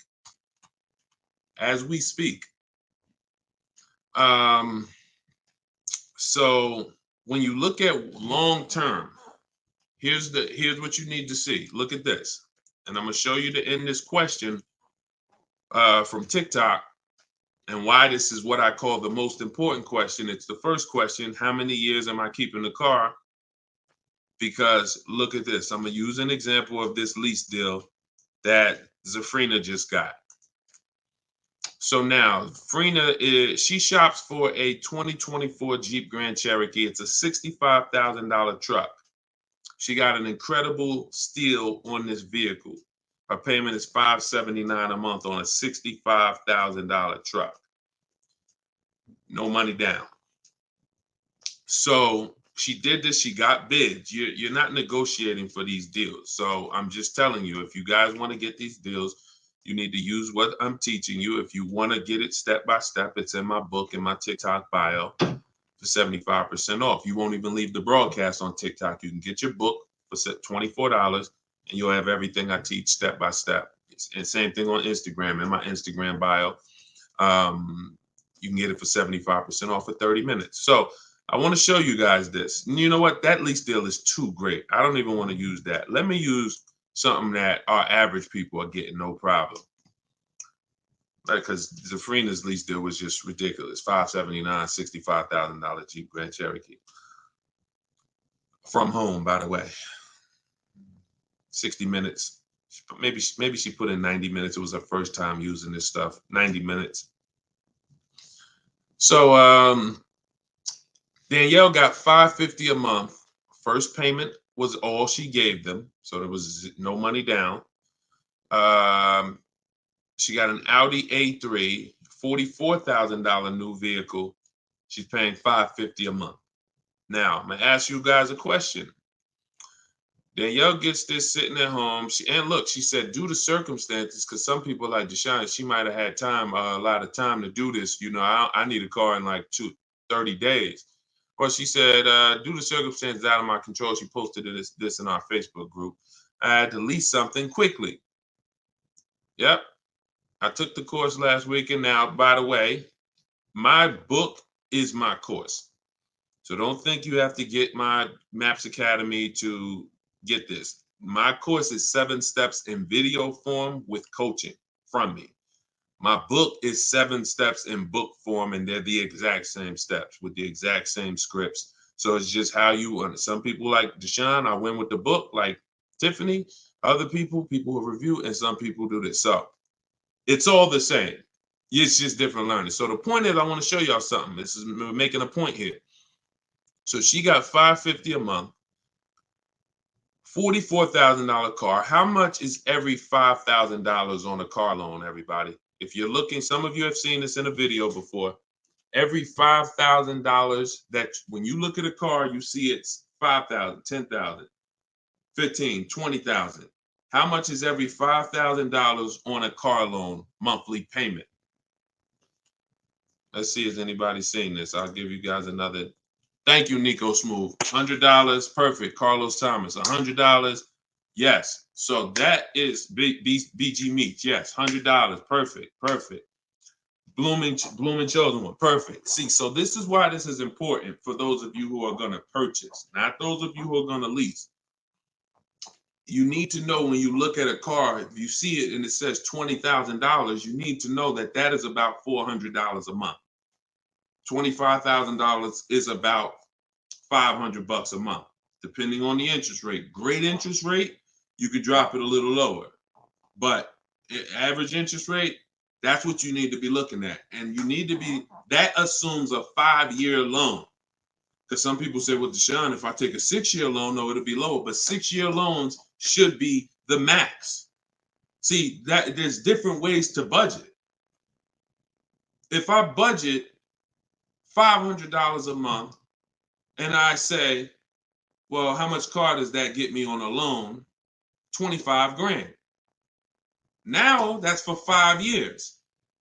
So if I go find a car for 25 for $500 a month for 5 years, I did better than if I got a car for $500 a month for 6 years. So there's different ways to raise your budget. I have something in my book called The Perfect Budget. I created a calculator. It walks you through what I just said. See, what I just said is very important. Knowing how much you can spend if you get a 5-year loan, and then saying, all right, if necessary, I'll go with a 6-year loan and bump myself up, but I'm still below my max budget. But I'm not going $500 a month for 6 years. Can y'all tap the screen and run the likes up on TikTok? Keep running them up if y'all getting value out of what we're doing. So we're still making a very good point here, okay? I'm spending really most of this stream going deep on the first question. And I've never done this before, so we'll see if it works. If somebody said I have a new truck, new advice, any advice?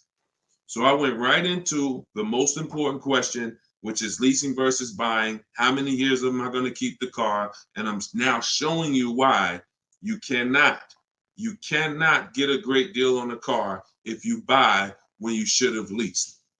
So let's wrap this up. So we can see here, Danielle got $550 a month on an Audi, no money down. Now let's take the same vehicle and let's pretend she purchased it. She didn't know about leasing versus buying. She just listened to a bunch of people, bad advice, who say never lease a car. So she goes in, she's looking for the same Audi Q3, A3. It's her dream car. So, I've been wanting this for a while. So excited. So how much is this going to be? I'd like to do no money down. Okay. Well, $44,000 car. Forget the taxes. Forget everything. Let's just say, forget that. Let's say they throw that in. We'll pay the tax and everything. Let's say she just finances $45,000. What's her payment? $900. Some of you who are in the math, you would like Deshone, yeah, $900. So she drives out of there. She drives out of there paying $900 for the same car Danielle's paying $550 a month for. Now watch this. Let's just say, now I'm going to show you because I know what you're thinking. Deshone, please send my free book. Okay, I got you. DM me though. I want to stay on topic here. All right, so let's just say some of you are like, well, Deshone, I got a great deal on my last car. I wouldn't pay the same price that Danielle could pay for. Let's say, what's an unbelievable deal on this $44,000 brand new Audi? How much discount? I'm gonna let y'all decide. I'm gonna show you why there is no way for you to get a great deal when you purchase when you should have leased. We're gonna kill this. Some of you are gonna be set free right now. So let's just say, what's a great price? $44,000 brand new Audi Q4 A3. What's just a ridiculous discount? How much off? Let's say like the best deal that you could ever think on a brand new car. Look, all right, it's taking y'all a while to type. We're looking. What's up? Heck, none of y'all ever saved money on a car before? Some people, oh, Deshone, I didn't think we could get discounts on cars. All right, I like that. Nico Smooth, I like that. Let's say the person got $10,000 off. Okay? They got $35,000, which is essentially, let's say they got $35,000. The car is $44,000. So let's say they got $9,000 off, which is essentially 20% off the price of the car. Just brand new, nice, popular car. They catch the dealer sleeping, getting bids from home. $10,000, $9,000 off, $35,000. That's what they're getting the car for. Put your taxes on there, because now we're already being super unrealistic. We're not gonna be ridiculously. Let's just say taxes are on there. You know what? Let's just say no. How about this? Not only did she get 20% off, they paid the taxes too. So she really got like $13,000 off. We'll pay the taxes too. Just finance $35,000 even. What's her payment? The most ridiculous new car deal we could ever imagine you've ever seen, we just went over. To show you, no matter how good this is, she still is about to lose because she's purchasing and she should be leasing. Watch this. And I'm going to tell you, when the person who purchases wins, $700. Thank you, paper chasers. Lisa, $650. Those are the estimates. Where do we win at? Imagine if I just gave y'all a ridiculously unreal situation that will never ever happen, but just to illustrate, if that ever happened, 20% off the car, pay the taxes, her payment's still higher than Danielle leasing. So when does the person who buys win? When they keep the car long enough to outlive the depreciation. Very simple. 8 years. 8 years. It's no comparison.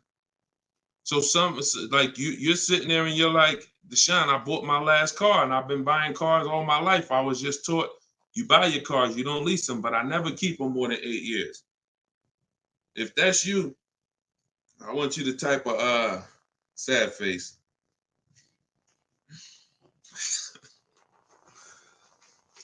You've lost a lot of money. So what would you rather? Would you rather never hear about this, really go all your life listening to bad advice? And we might wrap this because we still got time. Before we even go back into more questions, we actually may go a little, because some of you are like, Deshone, well, what if you buy a new car, a used car? Because you just compared that to a new car. All right. So let's just go back one more time. Let's pull up Danielle's because we're on that scenario. So we already said Danielle drove out with a $550 a month lease, paid her first month's payment. Best impossible deal that'll never happen, unrealistic, made up, make-believe deal we just ran was still a higher monthly payment. So imagine with somebody who just goes in regular negotiations, maybe gets $2,000 off the list price. They're leaving paying it's people right now paying $800 a month for this car, $700 a month, easy, no money down. If they didn't put money down, some people tell you, oh, well, I'm paying I got an Audi and I'm paying only $6,000 for it. They never tell you that they put $10,000 down. They never tell you that they put $10,000 down. They forget about that because the day they give the dealer $10,000, they want to forget about it. So they're definitely not going to bring it up in the story. No money down deals. This is what you're doing most times when you're leasing. So let's go back. Let's say somebody decides they're going to get a good price on a used one. Let's just throw this scenario in here real quick to end this. Instead of a $44,000 brand new one, they find one for like $28,000. Great used car price. $44,000 new. I got one for $28,000, maybe 4 years old, low miles, $36,000. Great deal, below market deal. Get it for $28,000. $28,000. Throw my taxes and fees on there. I'm at $32,000, $31,000. What's my payment? $31,600. Look what I'm buying too, because some of you that's what you think about with a used car. But I like the monthly payments. But Danielle's driving a brand new $44,000, never been titled. She's the first person to sit in this new car smell, like real new car smell. Latest and greatest options and features, full warranty. If anything breaks on the car, she's covered for 4 years. She won't lease it. She won't have the lease for more than 3 years. She's paying $550 a month. A person who's buying this same car is paying $800 a month, $900 a month, and a person who's getting a used version of this 4 years old, 1 year left on the warranty, 3 years old, 1 year left on the warranty, and they're paying $600 a month. Everyone's paying more than her. And these are lease deals that we get all day long. Everyone's paying more than her. We can put every scenario. Only person that's not paying more than her is somebody who just drives like a 10-year-old Audi, 12-year-old Audi. They go pay cash for it, buy it from Facebook Marketplace or something like that, or people who go to the auctions and get, like a 12-year-old one. Those are the only people who could, flip cars and not lose. Everybody who's buying new cars, newer cars, is paying more than her. It's people paying $500 a month because they bought their Toyota Camry. They're paying $600. So you're paying $600. She's driving an Audi, $44,000 vehicle, no money down. You're paying $600. You're driving a Toyota Camry that you're not going to keep for more than another 2 years. Any car, replace it. Chevrolet, you could pay, Camry, Honda. You're not keeping these cars more than 8 years, and you're paying these ridiculous car payments, and you're the ones that, unfortunately, because you believe bad advice, you are not winning. You're losing. But would you rather me not tell you? God willing, you're like, man, I'm glad I'm young. I'm going to still buy more cars. Most of you are still going to buy more cars. It's good for you to find this out now rather than you never found out and you just passed it down to your family and your kids. And now They heard they don't lease. Now you got your 25-year-old. He never heard about leasing. He goes and he gets himself a $30,000 car because he got a good job. He said, all right, I could afford a $600 a month payment. He gets a $30,000 car. His payment is $600 if he put no money down, or maybe he put 10 grand down, whatever. Point is, he's paying between $400 and $600 a month for this car when he could be leasing a brand new version of that car for $350 a month. $350 a month, $600 a month. These payments are nowhere close. It's nowhere close. Depreciation is the unseen expense. So this is all step one. See what I'm saying? So when you're reading my book, you're going through leasing versions. I got a video on this, by the way. This is in my digital book. I'll link to certain videos to help you guys really understand certain concepts. But this is what we do. This is step one. Leasing versus buying is step one, because I know who was taught, be honest, never lease a car. Type me if you were taught never lease a car. You don't need a down payment, Lisa, and you don't need excellent credit. You need good credit. No down payments. I can show you right now, Lisa, on the screen. You can't see it because we rebroadcast these shows on TikTok, but you'll see it on Facebook, YouTube, or Instagram because they can see the slides that I'm sharing. Like every deal that I'm gonna show, like Kimberly. Look, she got a $91,000 Maserati, $944 a month, 39-month lease. $944 a month, $91,000 Maserati. She got bids. Use what I'm teaching you in my book. She got bids. 7 competitive quotes ranging from 1% to 1.8%. That's a crazy, but she saved 20 grand on a brand new Maserati. No money down lease. Bonita, this was in the middle of the pandemic. When people were, the Kia Telluride was one of, if not the most popular SUV all through the pandemic. People were paying $800 a month, $900 a month, $1,000 a month for these Kia Tellurides. She leased one in December 2022, and she got it for $600 a month, and she gave them $600. That's all she gave them. So, ask questions. It's better to ask questions about things that you may not understand versus making statements. Because when you make statements, sometimes it can mean you're not in a full posture of learning. But I do get that you're dropping. Many of you are this is a game changer for you. This is a game changer. This is a money changer for you. I mean, my goodness, my brother who I met recently over the last year, he's a neighbor of mine, and he's become a close friend. And he had a Kia Telluride, black one, just like her. Totaled it. His wife was in an accident maybe about a month ago and totaled it.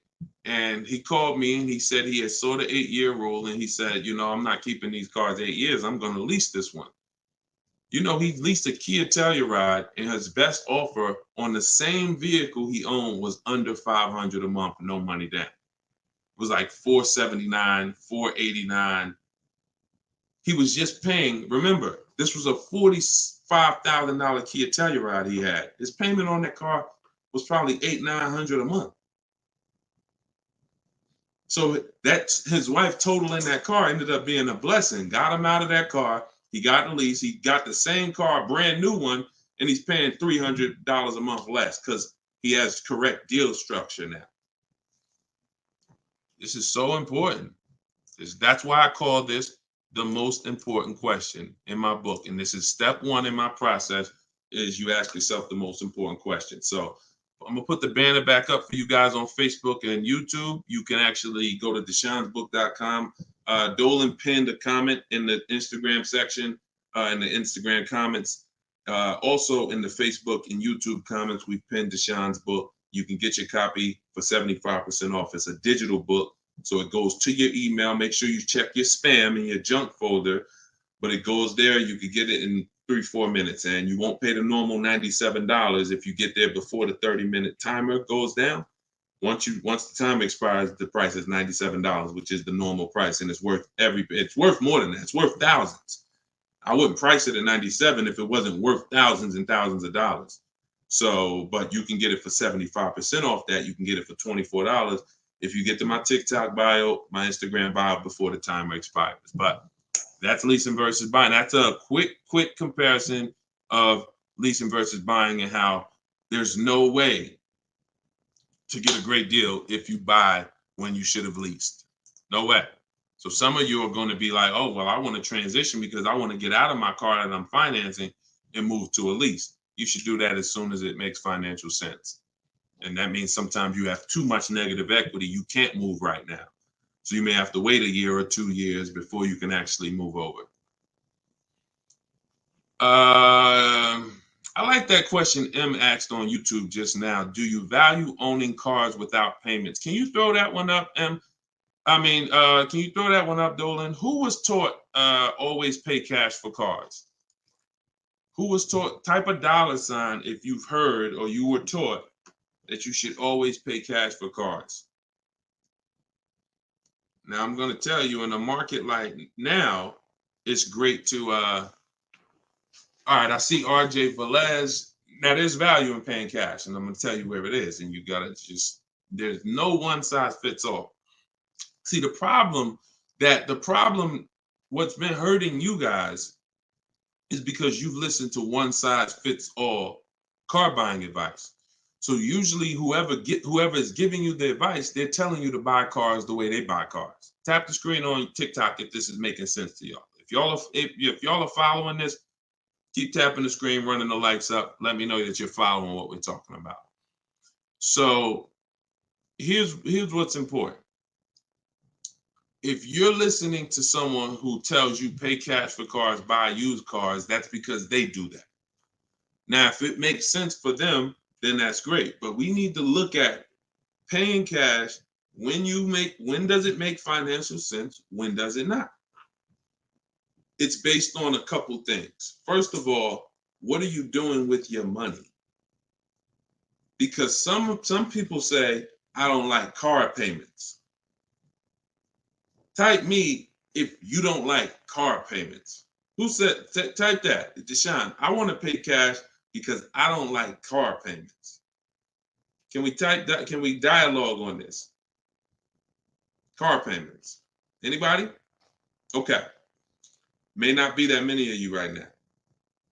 There are people who say this, but you don't realize that car payments, when you pay cash, all you're doing is saving up a lot of car payments. So that's all it is, unless you just win the lottery. If you get a lump sum inheritance, that's different. But if you have saved up $15,000, $20,000, $18,000, and you want to pay cash $25,000, then all you did was save up a lot of car payments, okay? Or save what could have been car payments. You can put them in a savings account and just have the car payment come out. So you can literally say, all right, I'm going to put this cash, $25,000 in a savings account, and that's where my car payment is going to come out of, so I don't spend that.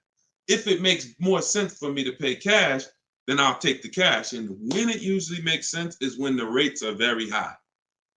If you can't get a rate that makes really, really, good financial sense, and I mean like we get bids for our rates. We make banks bid, we make credit unions bid, we get multiple offers in what I call the bank bidding war. You get this when you get my book too. This is actually a section I wrote. It's like, maybe it's 3 steps to it of how to get the bank bidding war. But once you get those bids, if you can't get a good rate, then it really doesn't make sense for you to pay cash. I mean, it doesn't make sense for you to borrow the money when you can pay cash for it. But there's an exception to this. What people are doing with their money is relative. So let's just say somebody is investing their money and they can get 10% on their money or 12%. Some of you are in real estate. Some of you are in good investments and businesses, investing into small, things that you can get 15, 20% returns on your money. It doesn't make financial sense. If you could get that type of return on your money, why would you want to put it into a car that's going to get you not just a low return? What's the return on a car, y'all? When you pay cash, you pay $25,000 into a car. What is the return on that? on the cash. What's the cash on cash return? Because I don't want to talk about this much because everyone's not paying cash. It's a small number of you who will, but I want you to be able to know when this is a financial conversation that if you're paying cash, you should understand this. If you got $20,000, $30,000, $40,000 saved up, you're thinking about paying cash for a car, this should be an easy conversation for you to follow. Okay. All right. Actually, everybody said the return is 0. I haven't seen anyone who's correct yet because it's not.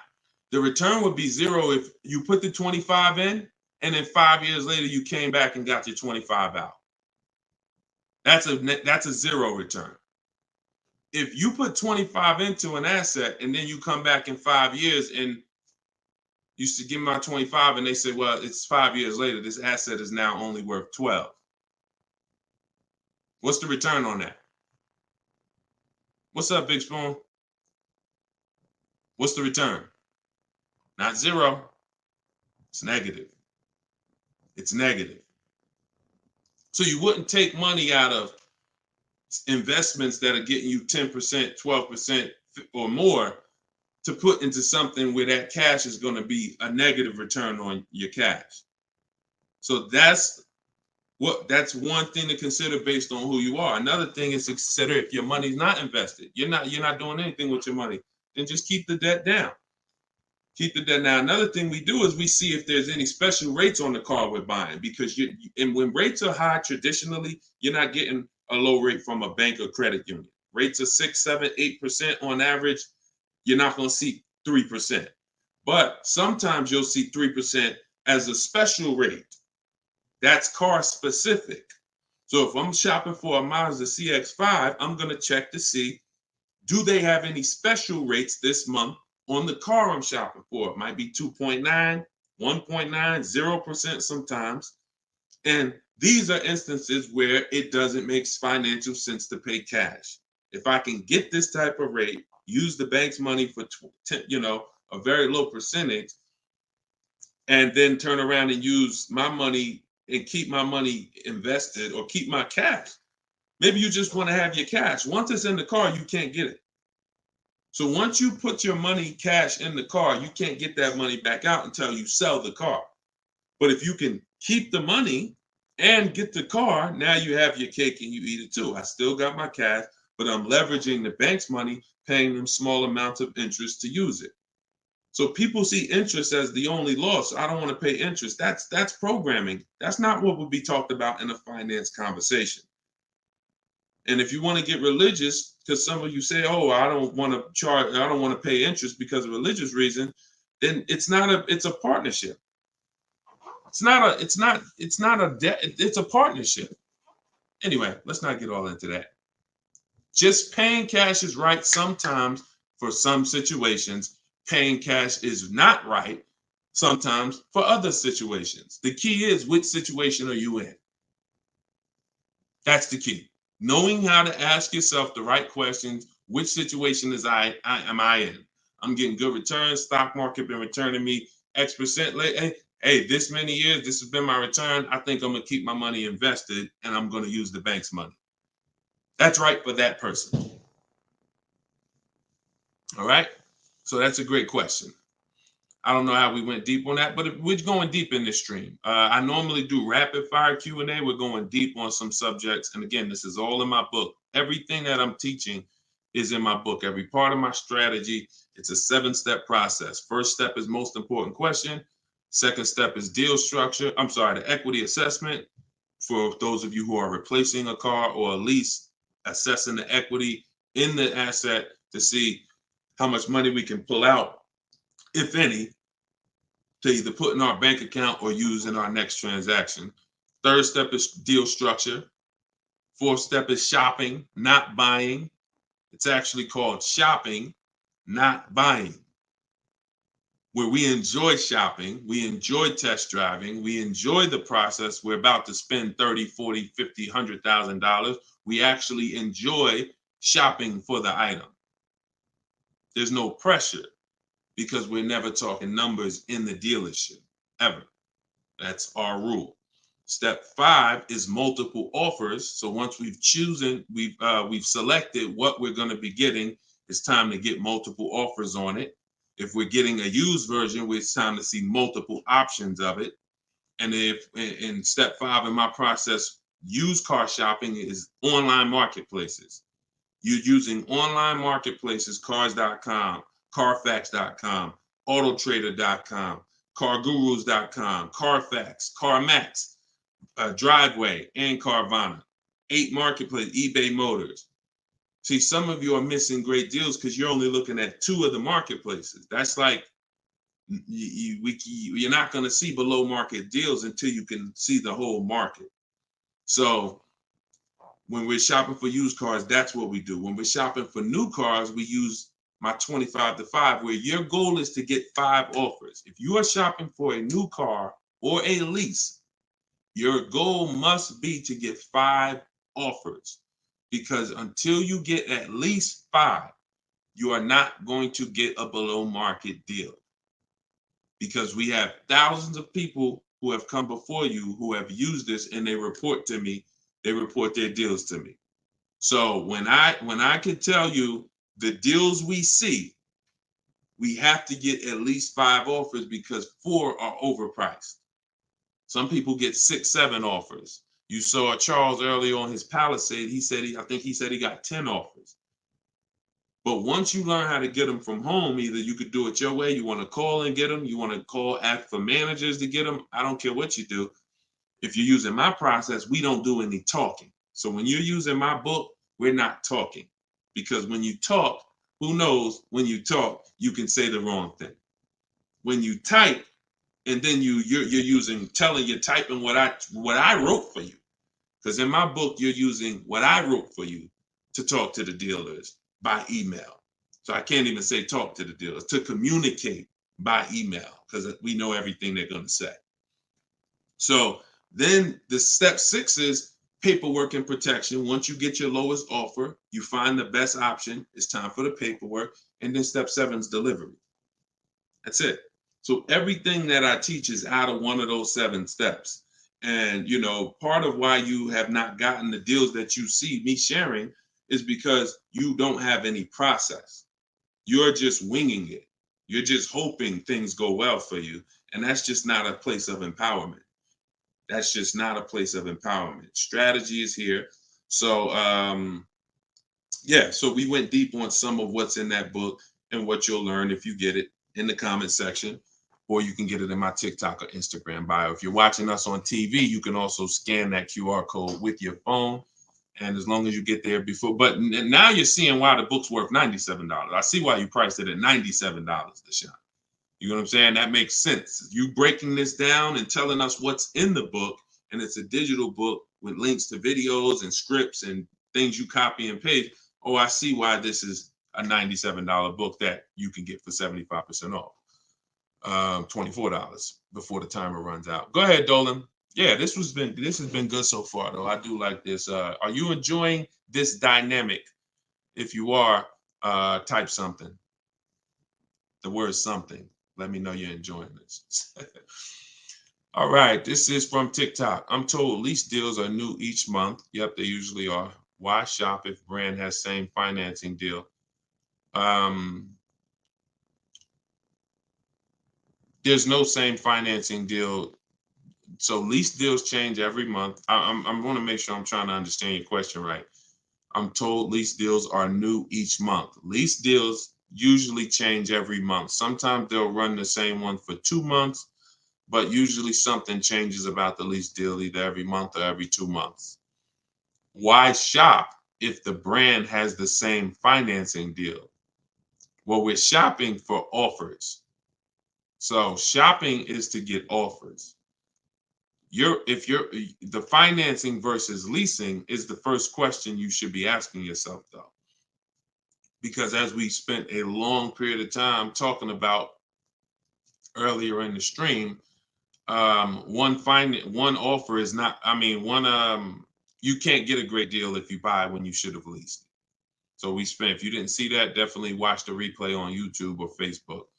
But the financing and lease deals are extremely different, and they're going to be entirely different prices. And we can't even depend. We don't even. Another thing you're doing, if you're buying a car, looking at the special finance deals is important, because that's how we see if they have 0% or 2% or 3%. But looking at the lease deals is absolutely pointless. Looking at the lease offer is, I don't even call it a deal. It shouldn't be called a deal. Anything that 100 people can come in and get is not a deal. You're not going to offer a deal to 100 people and say, hey, come on in and we make almost no money. See, what Charles paid, look, on his Palisade, $48,000 Palisade, he's paying $597 a month. Sean getting he got his F-150 Lightning XLT, $73,000 truck. His lowest bid, he saved, he got it for $4,999, what's this? $21,000 off is what he got. We're showing it on the screen right now in case you think we're capping. We don't need to. This is, look, Frina, y'all saw Frina, 579. This is Tiffany, who wrote us in when she got her deal using my book. She said, I believe we got a good deal from what we learned from the book. Look, it was a $44,000 MSRP that she got $6,530 off the price. That was her lowest bid. So you're nowhere close to what normal people are paying and what is advertised on these vehicles. What's advertised on these vehicles is not a deal. A below market deal is something where the managers don't really want to make it. But you know what? It could happen for a number of reasons. Somebody wants to beat their competition. Sean said he had to go 100. We shop out of state. You'll get very used when I walk you through shopping from home, and you'll see. I mean, if you're gonna do it your way and you get used to it, you'll see you're in more control. You're in control. So, but a lot of times your best offer is going to come from a dealer that's not close to you, because the dealers that are close to you feel like, why do we need to give them a deal? They're going to come in anyway. Because that's what most people do. You're going to walk in the dealer anyway, and you're going to talk numbers and try to negotiate. That's what most people are going to do. Why do we need to give these people deals? But this person who is now talking to multiple dealers from home, they hold the cards. We hold the cards. And then one person wants to beat everybody, and they do that. But you gotta, I'm going to say this, and then Dolan, throw the next question up. If everyone could get below market deals, then they wouldn't be below market deals. They would be normal deals. It would be the average price. Y'all, is that clear? Is that clear? If everyone could get below market deals, if it didn't take strategy to get below market deals, then they would just be regular deals. All right, this is Rhino from YouTube. What is a good range of credit score to go for a lease? Great question. Anytime you guys hear a question you like, just start tapping the screen, please. Appreciate y'all continuing to run the likes up on TikTok. What is a good range of credit score for a lease? So what I teach is the parameters. It's more about profile versus just score.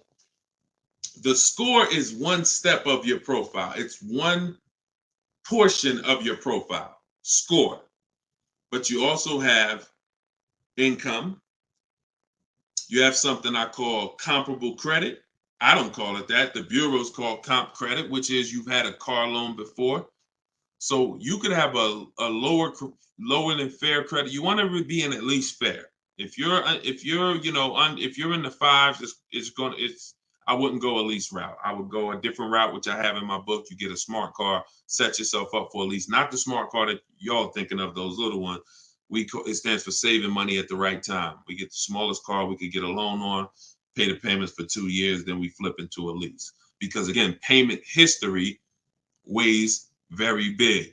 So, but if you're in the 620, 630, but you got on-time car payments for the last 3 years, 2 years, 5 years, you might have, high balances with your credit cards, but your car payment has been paid on time, but your credit score is low because you're using a lot of your available credit. So in that case, you got a great shot of getting a lease because you're replacing a car, you're replacing a payment, you're not adding a payment. But usually, 650, 660 and up. 660 and up is usually the best to stay out of that manipulation zone. But again, if you have a lower score than that, but you have good income, good, you've been at your address a long time, these are things that weigh in the profile. You've been on your job a long time, versus, hey, you might have a 700 score, but you only been on your job for 6 months. That could affect you. So it's not just score, it's profile. But most leases are easier to qualify for than you guys would believe. I got my first lease and I had a 6-something credit score. Now I did have to pay, I remember $25 more because of my credit score. I didn't get approved at the first tier. I went up $25 or something like that. But I was still paying $256 a month for a brand new Pontiac G6. It's a $20,000 car.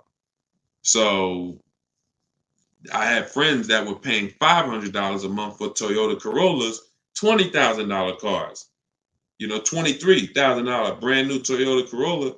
They're paying $500. They're paying, and I'm paying $256. These things make a difference in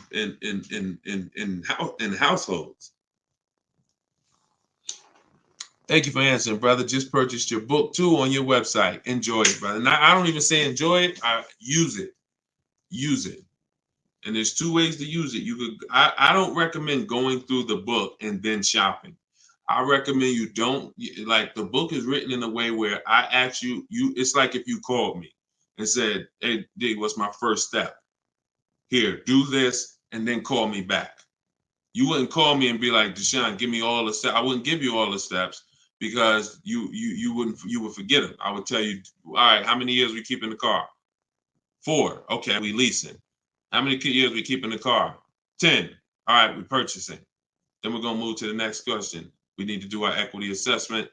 Go on these websites, call your bank, get your payoff, do these steps, call me back. Okay, boom, I did that. All right. So once you put those things in an order, you'll see that you threw me off, Dolan, throwing that question up. But yeah, Rhino should. Oh yeah. Anyway, what I was saying is use it. So you could go through the book. I would recommend you go through it, do 1 step, check it off before you move to the next step, so that by the time you get to step 7, I'm congratulating you, saying, let's get ready for delivery. Not, oh, I'm at step 7. I read the whole congratulations. Oh, that was so nice. That nice message you write to us when we get our cars at the end. That's nice, Deshone. You shouldn't be reading that until you got your car. You get what I'm saying? I'd rather you go through the book that way. It'll be a lot quicker, a lot more effective for you. All right, but use it. Use it. Great. All right, Dolan, throw that up for me now. Thank you, man. Appreciate you. Okay, Freon on YouTube said, what about refinancing when the rate drops? Absolutely. If I'm buying a car and I'm paying a high rate, what is considered a high rate, 7-8%, depending on the gun. Now, there are times where rates are high. That's the best offer you could get. But there are times where we know rates are 3%, 3%, 4%. There's time when the rates was 2 and change from the credit unions and things of that nature. So, relative to what they've been, these rates are high. So, yes, as long as you have a great car, the goal is always to get a great car. You could change the loan, like Freon said, by refinancing. So let's say I have horrible credit, 400 score, I need a car. I'm going to make sure the car I get is absolutely a great car. I mean, it must last. This is the thing you need to be looking for. I need to make sure I'm getting a car that's going to last, because I could always fix the loan. But if you fix the loan, refinance, but you got a bad car. You got a car with 100,000 miles on it, and now you're saying you're going to keep it 8 years. You're not keeping that car 8 years in a lot of cases. It has too many miles on it. So you should be shopping for a car saying, okay, I'm planning on keeping this 18 years. I want to get myself something with 60,000 miles. Now that might mean you can't get the big SUV. But if you get the big SUV and then the car breaks down in 4 years, it defeats the purpose anyway. So you could always fix the loan. Don't get a bad car. Very, very important. Or that really destroys a lot of these long-term plans that you need to have. Okay? But yes, everyone will be refinancing when the rates drop. That's for sure. Go ahead, Dolan. Next one, please. Great questions. Great questions. Yes, these are some great questions. From TikTok, I have a car with a lease ending in a couple months. Buyout is 35, but Kelly's Blue Book is 44. Should I buy out the car with the option to sell after? We don't usually buy leases, in fact, ever. Why are we so big on buying our leases? Who told us that was a good idea? Who told us going from buying? Think about this. 3 years ago, I drove off the lot with a very nice brand new car that I was paying, hopefully, a decent payment on. Why am I going to stop doing that to now buy a used car? What's the benefit to us buying these leases out? Maybe I don't see it, because what I explain is it's a horrible idea. It's a horrible idea. One exception, if you're keeping the lease 8 more years after you buy it, then it's fine, because it's just like you bought a used car. So you really kept the car how many years if you leased it for 3 years and you're keeping it another 8? See what I'm saying? 11 years. So you're going to win. It's still a bad idea, but you'll win somewhat if you keep the whole car 11 years, because I'm going to tell you why. Once you get the used car, you reset everything. You got that's a whole separate transaction. If you lease a car, your payment on that lease is going to be, let's just say your payment on the lease is $450 a month. What you're going to find in most cases, if you buy the lease out, to get a $450 a month payment, you got to take a 6-year loan. To get a $450 a month payment, you got to take a 6-year loan. So you already leased the car for 3 years, and now you're purchasing the balance for another 6. You leased the car for 3, you're purchasing it for another 6. That's 9 years. So why did I just say the only way to win when you buy your lease is to keep it at least 11 years? Because how many years of payments are most people going to have? 9. 9. 9. Can we let that sink in? A person who buys their lease, like most people are going to buy them with 6-year loans, you're paying for 9 years on the same car. 9. Even if you get a 5-year loan, 8 years on the same car. So it'd be a shame to go pay 8 years on the same car and then turn around and do that all over again. So you want to keep it long enough to at least, hey, I had 2 years of no payments though. I had that car 11 years. I only had 2 years of no payments on it. That's a pretty bad way to live. You're paying on 9 years old, 8 years old, you're still paying on the same car. 7 years old, still paying on the same car. This is why buying your lease is a horrible idea in most cases. From the start, you should either be leasing or you should be buying a used car. It's one or the other. and you're buying a used car that if you plan to keep it 8 or more years, you're leasing if you're not planning to keep the car 8 years. That's it. Not many cases where these make sense. Go ahead, Dolan. It's a great question though. And I'm hoping we can help a lot of people stop doing that. And eventually maybe 10 years from now, 15 years from now, people won't be asking these questions, but it's a very, very common question. Go ahead, Dolan. Shoot the next one up, brother. Nico Smooth on YouTube. What's up, my man? Deshone, if I wanted to counter offer lower than what the calculator generated, would that be realistic? Getting 1.4% would like to get around 1. If your lowest offer is 1.4, then that's the lease program. If your offers are 1.4, your offers should not be the same. That means you don't have enough offers. If all the offers are in one spot, 1.4, that means you're not getting enough. Once you get 5, 7, you'll see they should be at least $150 to $200 a month difference. That's how it should be. 400 to 600 a month. 600 to 800, 600 to 750. That's how it should be.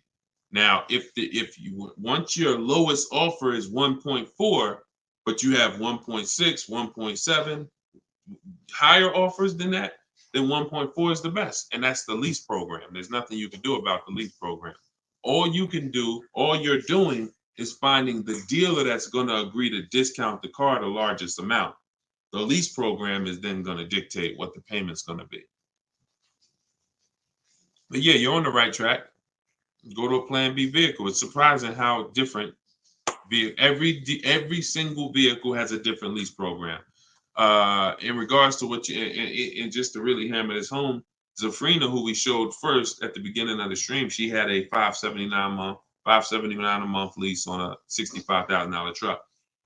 She was shopping for a Jeep Grand Cherokee Limited because that's what they had and they were replacing the lease. So she gets a 1.1 and change. It was like under 1.2, like 1.19 or something like that. That was her best offer on a Jeep Grand Cherokee Limited. That's a great lease. That's a great deal. 600. That's a great lease deal. Probably a $450 payment on a $40,000. Great lease deal. But she said this guy is saying that he thinks he might be able to do better on a hybrid Jeep Grand Cherokee Limited.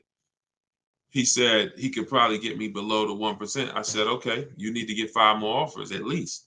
Because what if he's saying he could do better on that version, that means that version has a better lease program, which means you need to get your 5 offers again. She called me 48 hours later. Well, she posted in our group saying that she had gotten that $579 a month, which was a 0.88% lease. So that's not only is every vehicle have a different lease program, every trim level has a different lease program. Almost trim levels can have different lease programs attached to them. In many cases, they do. All right, great question though. You could also wait it out, Nico, if you have a little more time and see what the programs are next month. Go ahead, Dolan. You can shoot the next one up. Can you lease a car if you have a bankruptcy? Sure, but you need to rebuild your credit. You need to get your, if you start in blank, I know people that have had a bankruptcy, got a discharge, and they are at a 700 score in like a year. So I will be following Shonda Martin. I recommend her to everybody. She has great strategies on credit. She does a lot of live streams like me, and she has great strategies. So I think she's on every platform. Yeah, she's on every platform that we're on. So Shonda Martin. But yeah, get yourself up to like a 680, which is not hard to do because you're starting fresh. Many times a Chevy or Ford, a Honda, Hyundai, Mazda, Subaru, these leases don't need you to be incredible. If you have a good job, long history on your job, and a 680 score, you're going to get most of these leases. These are not like luxury leases to the point where they're snooty. All right, go ahead, Dolan. Genesis on YouTube. So how can you lease out of state with the current lease looking to trade in? But I heard Deshone say out of state lease deals are good. Well, if it's the best offer, you go as far as you need to go to get 5 offers. In my book, we use my 25 to 5 strategy, where you're connecting with 25 dealers online in 20 minutes. We go to their websites using the contact tab, and then you have a template of mine that you copy and paste. If you're going to do it your way, you're just writing in, all the details of what you want, when your deadline is, what options you're looking for, what you're over. This is all stuff I walk you through in the book. What you're looking for. Really, it's about the car. You're not saying, hey, I'm looking for a lease quote, I'm looking for a purchase quote. We need to find out who even has a car before we start talking about money. But then the goal is that you got to get at least 5 offers. You got to get at least, and you have to do the equity assessment to see if there's any equity in your current lease. You don't want to return that, and you don't even know if there's any equity in that lease. And the only way you know that is the offers you get are higher than the payoff. It's very simple. Equity is offers, cash offers from CarMax, Driveway, Kelly's Blue Book, instant cash offer, not Blue Book, the website, instant cash offer, Kelly's Blue Book, Auto Nation, sell my car, Car Guru, sell my car. You have to get these offers, and if those offers are higher than your payoff, then you have equity when you sell the car to these people. If you have a third-party restriction, you can't sell the car directly to them. You got to sell to a local dealership. You got to get bids from a local dealership. I teach you how to do that. For those of you who have third-party restrictions, we talk to used car managers to sell our leases. So I've been doing this since 2006. Like, if I wasn't called to build these companies, then I would be. If I wasn't called to build these companies, there's no doubt I would be selling cars, making $200,000, $300,000, $400,000 a year. There's no doubt about it. But that's not the path God had for me. So what I'm telling you is based on me understanding 99.9% of the car buying of the industry inside and out, and giving you the way to actually stay in control, call the shots, have the business come to you, have the banks come to you, have the cash offers come to you, and then you're just simply picking the best ones as they come to you. So this is all in my book, Cars from Home, 7 Steps to Saving Time, Money, and Avoiding Dealerships. It's a digital book. You can get your copy for 75% off in my TikTok bio, in my Instagram bio, or we have a comment pin. Dolan, can you post the comment for everybody again on Facebook and YouTube? Just copy and paste that comment for everybody. And also we'll put a banner up on the screen for those of you who are watching us on television. You can scan this banner with your phone, and it'll take you to the 75% off page. So you'll only pay $24. You won't pay the normal price of $97. But that offers for 30 minutes. Once the timer does expire, $97 is your price to get it, which is still a great price. I'm sure everybody who spent time with us today can see why $97 is going to save you probably tens of thousands of dollars, depending on how many cars you get. Sean saved 20 grand on his first car. So for those of you who want to attend my free masterclass, Everything You're Doing Wrong, Buying, Selling, and Leasing Cars, you can attend that in my bio. We'll also put another comment for those of you who want to attend that. That's about an hour-long class, and I'm teaching very specific. You'll need a notepad for that. That's not just Q&A, although we do Q&A after. So you guys can go watch that, and so we'll put, and that's also in my Instagram and my TikTok bio. So the information's available, y'all. That's the whole point. There's no excuse. Everything that we talked about today is really financial awareness, financial literacy that you have not learned. You haven't heard of it before, but this has been around. We've been doing this for 3 years. Over 2,000 people have come before you. We have over 6,000 people that have this book now. So this ship has sailed. This car buying from home, you're late to the show now. And you can't afford to go buy another car the old way and think you're getting a good deal. You can't afford to do that. I mean, money is very hard to come by for some people, and you need to, I don't care who you are, you should take it seriously. So this is why we're here. And so you can get it from my free videos, from these Q&As, in my book, in my masterclass. I don't care how you get it. You want to join me in Maps Academy and have me coach you through your car buying. I don't care how you get it. Just make sure you get it. Get in where you fit it. All right. So that was episode 17. All right. We'll see you on episode 18. God bless y'all.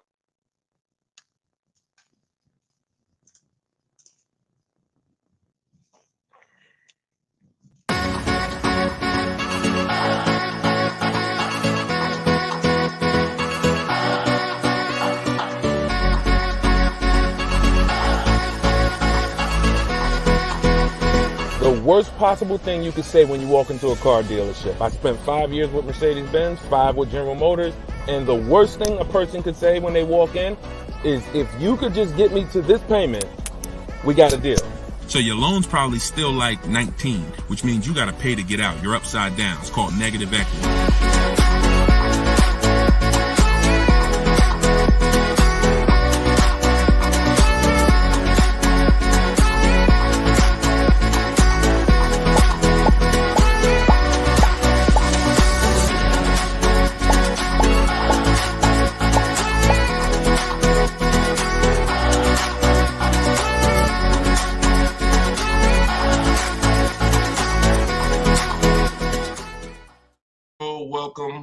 Welcome.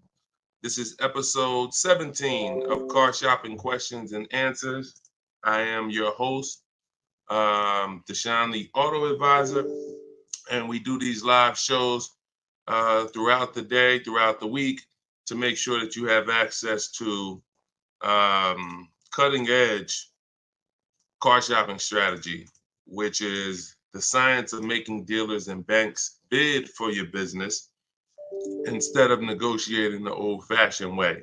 So that is what we do here. Frankie boy, good to see you, Frankie boy, on TikTok. Kev, I see you on TikTok. We are live on all 4 platforms: TikTok, Instagram, YouTube, and Facebook. We have Dolan in the background. He's going to be pulling in your questions for the show. So as you're here, you can start typing your questions. Let's get the housekeeping out of the way as well. Could everybody who shares great information hit the share button? Also, I'm the author of the new digital book, Cars from Home. It's called Car Shop. It's a 7-step system that we use to car shop, and we get bids from home. Everybody that you're going to hear me talking about today, I'll be sharing a lot of different people throughout the broadcast that use this system, so that you can see the different results that you will get when you start learning to make dealers bid for your business instead of negotiating the old-fashioned way. So thank you to everyone who has reviewed the book. Again, this is our Thursday, 12 p.m. live. It's May 9th, so you guys can start typing your questions if you are here with us live.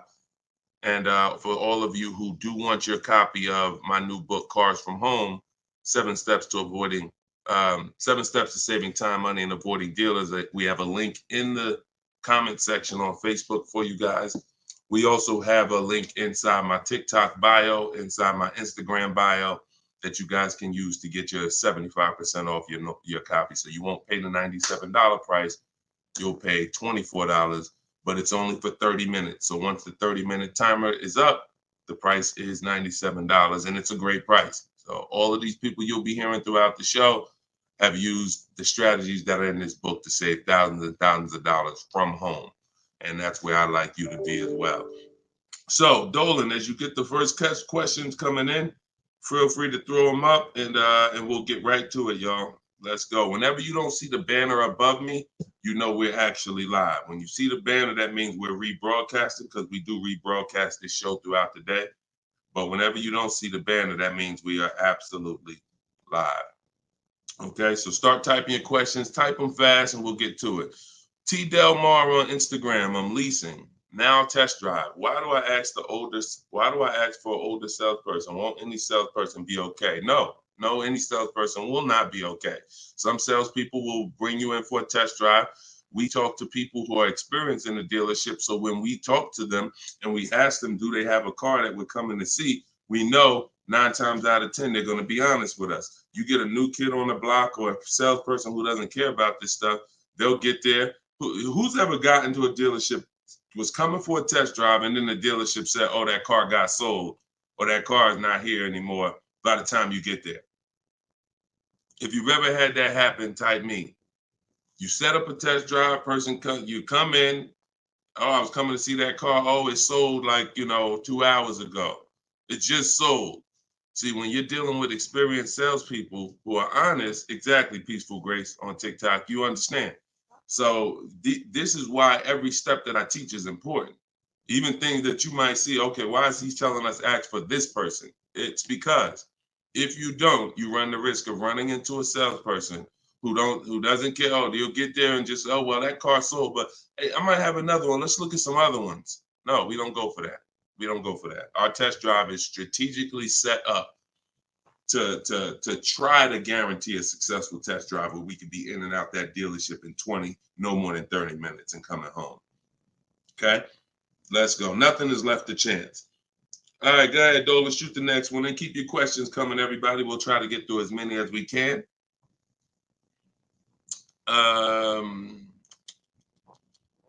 I see you got all right, we got one that just came in on TikTok. We'll give everybody a chance to come on in and start typing your questions. Try to type them all in one question, kind of one long question versus, continuations and continuations.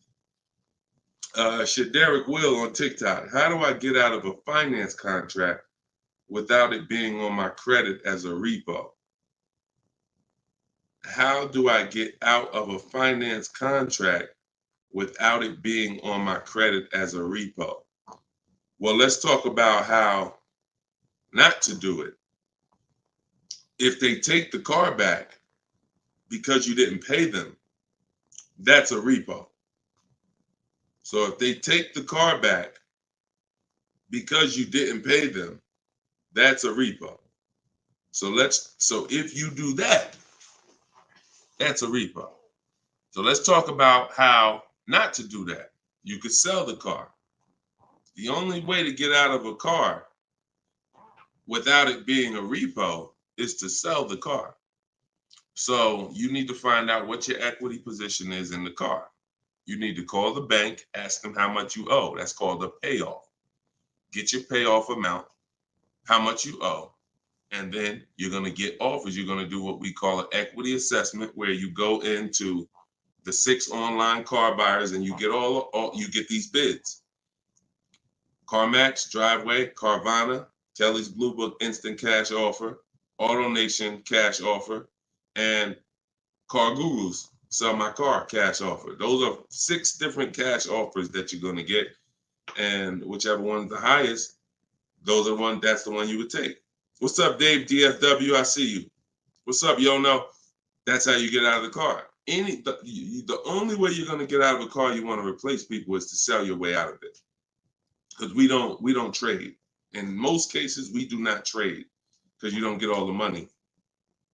When do you get all the money trading anything? You know what I'm saying? Who can tell me an item that when you trade it, you get the most money possible for it? I'll wait. Anybody? What's up, Bobby I Modern?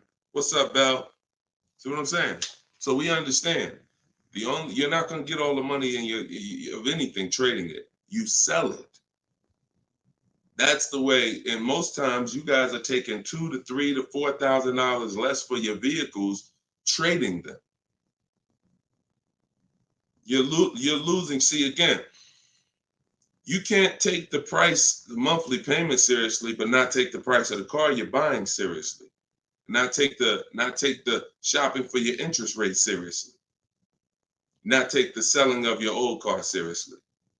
Because you may be more focused on saving $1,000 off the price of the car you're buying, but you're not putting that same energy into how you shop for your loan. You're giving the bank $2,000 or $3,000 more because you're paying higher interest.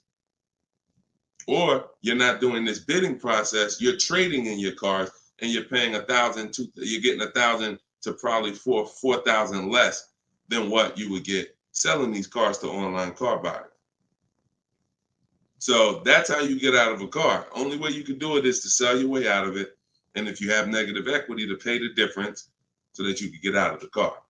But if you just let them come take the car, you can finagle anything you want to try to not have it be a repo. It's a repo. It's a repo. And so the time 3 years ago, everyone could have sold their car and really got out of them because the prices of cars were so high. What's up, Alan Denson? Thank you so much. Appreciate you. Yeah, so that's it. Go ahead, Dolan, shoot the next one in. This is our Thursday live show. My man, Alan Dawson, appreciate. Oh, Alan Denton. Yep, appreciate you, man. Thanks for supporting the broadcast. This one's Optimal Living from TikTok. This is our Thursday, May 9th live show at noon. So whenever you guys don't see the banner above me, that means we're live. You can send your questions in, and we'll try to get them into the show. Grand Rising, I want to buy a used approximately $10,000 or less. Approximately $10,000, less than 100,000 miles, 1 or 2 owners, like a Honda, Hyundai, Volkswagen, good gas mileage, easy to repair. Any suggestions? Well, you have a lot of filters there. If you were buying under 10 grand, I would be looking at Facebook Marketplace. I would be looking at Facebook Marketplace because our used car strategy is to look at all the marketplaces where cars are. These are, AutoNation, Auto Trader, Cars.com, Car Gurus, Carfax.com, CarMax, Carvana, Driveway, and eBay Motors. But if we're looking at a car that's under 10 grand, I would certainly be looking at Facebook Marketplace. Facebook Marketplace is where you're going to try to find a private party owner, not a dealer. Not a dealer. You're trying to find a private party owner that's going to sell you the vehicle, private party, not a retail purchase. A retail purchase is at a dealership that has done reconditioning on the vehicle to prepare it for the market. And so you're paying for that. You're paying probably 10% more for a retail purchase because it goes through the retail process. But if I'm spending under 10 grand, I'm looking at Facebook Marketplace to get a private party sale where I could save probably another 10%, maybe a little more below the retail price. But that's really depends, price specific. Same thing with selling cars. When we get our bids, if our car is worth less than 10 grand, we usually I always tell people, it's in my book, if the car is less than 10 grand, when you get your offers, you could get probably 1,500 to 2,000 more listing it on Facebook Marketplace. So if my highest offer might be for 8 grand from CarMax, everyone else is offering me 7 and 65, and I'm gonna throw it on Facebook Marketplace if I have the time, and I'll sell that car and usually get a $1,500, $2,000 above. So it's the same difference. I would shop on there if I was looking for a car under 10 grand. I would sell on there if my car was worth under 10 grand. See, when you start going with cars that are worth 15, 20,000, trying to put them on Facebook Marketplace, most of the buyers there need a loan. Most of the buyers on Facebook Marketplace need a loan. So when you get there, they're not going to be, most people don't have 20 grand to bring a private party. That's just most people. So the buying pool is very small for 15 to 20 grand, 30 grand private party. But the buying pool is very big for under 10 grand private party. So you always want to go to where the buyers are, where the best opportunities are. So yeah, that's what I would be doing. Great question, Optimal Living. All right, keep the questions coming, y'all. I see Sharita said, hey, I got the book. I'm stoked. This is great info. Thank you so much, Sharita. Enjoy it, use it. The things that are in my 7-step book, y'all, is everything you're learning right now. So everything that I'm teaching you is out of one of my 7 steps in my car shopping process. My book is called Cars from Home. So it's all designed to teach you the science, walk you through the science step by step of doing 90% of your car purchase from home 90% of your savings are done at home, not in a dealership. The only thing we're doing in a dealership is test driving, is having our car appraised if we have a third-party restriction by a used car manager, and picking up our car if they don't deliver. Those are the only three things we are doing inside a dealership. All the negotiating, the price saving, the shopping the market, the research, the working with the bank, that's all done at home. And some people, some of you are going to do 100% of your purchase from home. If it's a new car or a lease, some of you could do 100% of it, because if the dealer delivers, literally you never went into the dealership except for the test drive, and then we get our bids and we make the we accept the best offer. This is somebody who just got a bid. You can see the dates not too long ago. Look, I contacted 25 dealers. Some of you know my system is used to, we connect with 25 dealers, with our goal being to get 5 offers. Because what percentage of offers is overpriced? Let's see if anybody on here knows. If anybody's been spending time with us, this might be a lot of your first time with us on the stream, but what percentage of dealers is overpriced? Let's see who knows. And this is why you must get at least 5 offers. At least 5 offers, because what percentage of dealers are overpriced, everybody? Let's see. All right, we may got a lot of new people on here. Maybe nobody knows. No, not 100%, Twan. Not 100%. Thank you, T. Delmar. 80%. Exactly. 80%. T. Delmar Instagram got it. 80% of dealers are overpriced. Now, this is not my opinion. I'm telling you guys. I've been working with people all around this country. I opened up my car buying school, Maps Academy, 2021. We have probably over 6,000 people now that have our book. So people report deals to me. I have hundreds of people who over the years report their deals to me. And that's what we see. We see 80% of the quotes we get are higher than the best quote. So when you get your 5 offers, one of them is going to blow the other ones away, but the other ones are going to be significantly higher. And when you look at somebody like this is Teddy. Teddy he said, I received 10 offers. He said, I only use the scripts provided. So in my book are the scripts he's talking about that you copy and paste. This dealer's initial quote came back at 937. Using the counter offer calculator, which you have in my book as well. Using the counter offer calculator, I countered at, I closed on this, wait, hold on, I can't even read. I closed on this 2024 BMW i4. MSRP is $73,855. $73,000. Pay attention to this, y'all. I counted at 829. He came back with 856. My highest offer during this process from a different dealer was 1123. My local dealer, there's a lot happening here in this post if y'all pay attention and dissect it. My local dealer came in at 986 and even told me in an email that he didn't think I'd find a better deal out there. I didn't speak to one salesman on the phone until after the credit was ran and the deal was secured. I even got them to cover my last 2 lease payments. This is how you get, see, if I was to ask Teddy right now, Teddy, bet me $1,000 that there's not a better deal out there. He'd most likely take the bet because he connected with 25 dealers. He got 10 offers. He used it. You can never accept a deal without countering, because we don't know what the bottom is until they say no to the counter, or until they say, no, I can't do that, but I could do this. Now we know they're at the bottom. So all of this stuff can't happen. You're not going to have price assurance, which means you guarantee you paid the lowest price, and you're not going to be able to get these numbers until you sit at home and start getting the offers at home.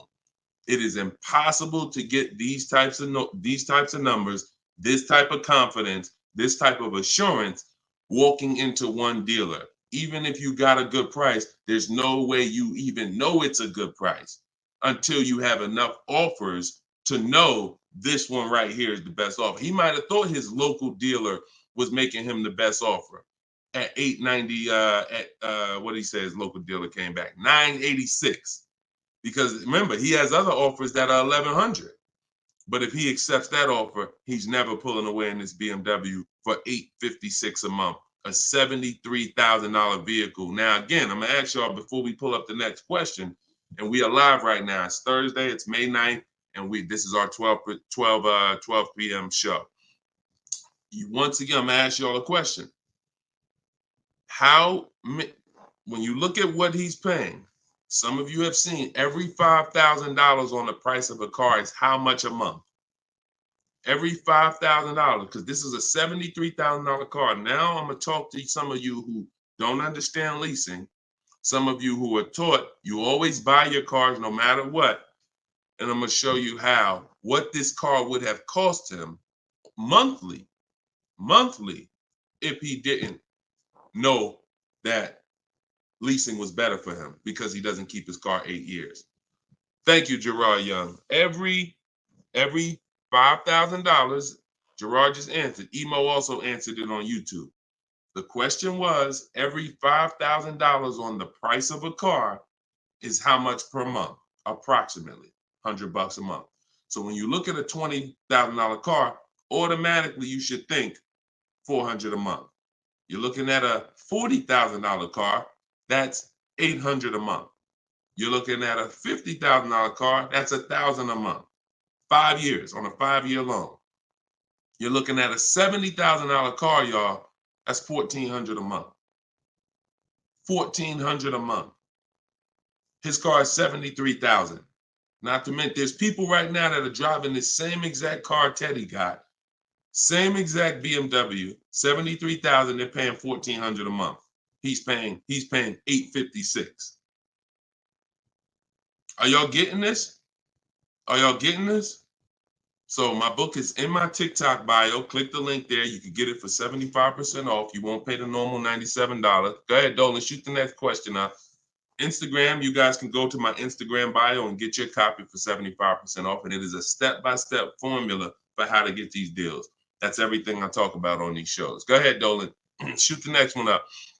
Leo, I've been selling cars for 20 years. This young man is speaking the truth. Man, I appreciate it. See, and this is what the 20% of dealers do. The 20% of dealers have no problem, admitting the systems that we teach are better. Because we're not trained as car salespeople. Sometimes you think car salespeople are really trained. The only thing we're really trained on is negotiating and how to get you to say yes. We're not trained in finance, not trained to teach you about leasing. We're not trained to teach you about negative equity, depreciation, all this stuff that we should be trained on because you're buying a depreciating asset. We should be telling you, listen, based on our financial training, if you're not keeping your car 8 years, your best option is going to be to lease. Because when you buy your car is going to go down in value so much over the 5 to 8 years you have it. If you turn around and replace it, you're going to lose all that money. Your car is going down in value way too much over 5 to 8 years for you to turn around and replace the car right after that. You need to keep it after that. That's when you keep it. 8 years of that's when you keep it, because now you're like, man, I put all this money in this car. Yes, it may not be worth what I bought it for, which was $40,000 8 years ago. It might only be worth $10,000 today, but I'm gonna keep it now because 3 years from now, it's gonna still be worth probably $8,000. It might be worth 10 today, but because it's 8 years old, in 2 more years, it'll be worth $8,000. I'm not losing that much money anymore. You are not winning with buying cars until the car is not depreciating that much anymore and you still own it. Okay? If y'all clear with me on that, just tap the screen. Run the likes up on TikTok if y'all are getting what I'm telling you. If you're getting what I'm telling you, hit the like button. If you're on Instagram, if you're on YouTube, if you're on Facebook, hit the like button if you're clear on what I'm telling y'all. All right, let's move on to the next question, Dolan. Okay, I like to make sure you guys are actually following the conversation. So you have to actually respond and let me know you're following it when I ask you a question. All right, this one's Glenn over on YouTube. If your car lease is up in 6 months, how do you go about trying to sell your lease? Well, the first thing you're going to do, first of all, this is a great question. Glenn said, how do you sell your lease? Now, step 2 in my process is called the equity assessment. My book is called Cars from Home, 7 Steps to Saving Time, Money, and Avoiding Dealerships. Step 1 is the leasing versus buying question. Step 2 is the equity assessment, which means if you have a car you're replacing, we got to get the most money for it. And that's never going to be with a trade. So we have to see, is there any equity in our lease? Now, we are not assuming this. We are going to do this process and see, because some leases have no equity. Some leases have a good amount of equity. Like, hold on, I just had somebody write me talking about equity they got in their lease. Hold on. Didn't talk to, I think it was this person. Oh, but I cut off their post. Somebody said they just got $4,000 and I always like to say this. I always like to show this stuff so people understand. You know, we operate with documentation. So when you are getting how you determine if you have equity is with cash offers, not with algorithms. Kelly's bluebook.com. Blue Book says my car is worth this. That means I have equity. No, Blue Book doesn't buy cars. So what you want to do is you want to determine if you have equity by calling your bank. You're going to get your payoff, which is how much you owe. And then you are going to go on the websites that I'm laying out for you. It takes you 20 minutes. If you can't take 20 minutes to go on a website to fight for your money, you don't deserve it. You're going to CarMax, you're going to Driveway, you're going to Carvana, you're going to Kelly's Blue Book Instant Cash Offer, where they connect you with a local dealer to get a cash offer. You're going to Car Guru, Sell My Car, and you're going to AutoNation, Sell My Car. And that's going to give you up to 6 offers. And if you have a lease, you need to ask your bank, do you have a third-party restriction? And if they say you have a third-party restriction, then if you have equity, you're going to be selling to a local dealer, not to one of the local online buyers. If you don't have a third-party restriction, we sell to the highest online buyer. If you do, we sell to the highest bidder among used car dealers. So it's just simple. There's different processes. I don't teach one size fits all car buying. So some of you who have a lease with a third-party restriction, you're going to use one strategy. Those of you who don't have a third-party restriction, you're going to use a different strategy. Those of you who don't have any money you owe on your car is paid off. You don't need to call your bank. You just need to go on those websites and get the offers. So, and when you're on there, if you have a lease, there's going to be a part where it says, is your car owned, financed, or leased? You want to put owned. It's very important. Don't put lease because it triggers something in their websites. So that's step 2. I go over this thoroughly in my book. This is called the equity assessment. You can't, listen, you need to get bids. Bids. That is my favorite word, that multiple offers. The reason why you are not saving the money that you could be saving is because you're not getting bids. The reason why you don't have the confidence when you leave a dealership that you got the best price is because you're not getting bids.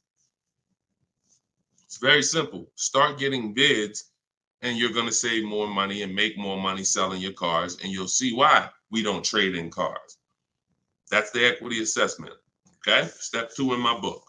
Go ahead, Dolan. Shoot the next one up. All right. Yep. Wanda said my last lease had 5,000 in equity on TikTok. Amen. I sold the lease a couple years ago when prices were super high. I made $10,200. My mother did. I made $9,000 on my Jeep Grand Cherokee. That was in 2021, I believe, 2021. Yep. It was ridiculous money. So the 9, 10 grand, 12 grand lease, those are not really there anymore. But we still see people that are making 2 and 3 and 5,000 for sure. Rudy on Facebook, how are you? Good afternoon, Deshone. I'm new to the live stream. Welcome. Who's new to the stream? If this is your first time here, type 1.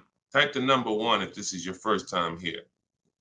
I'm looking for a 2020 SUV, Mercedes GLB 250, 4MATIC, less than 20,000 miles.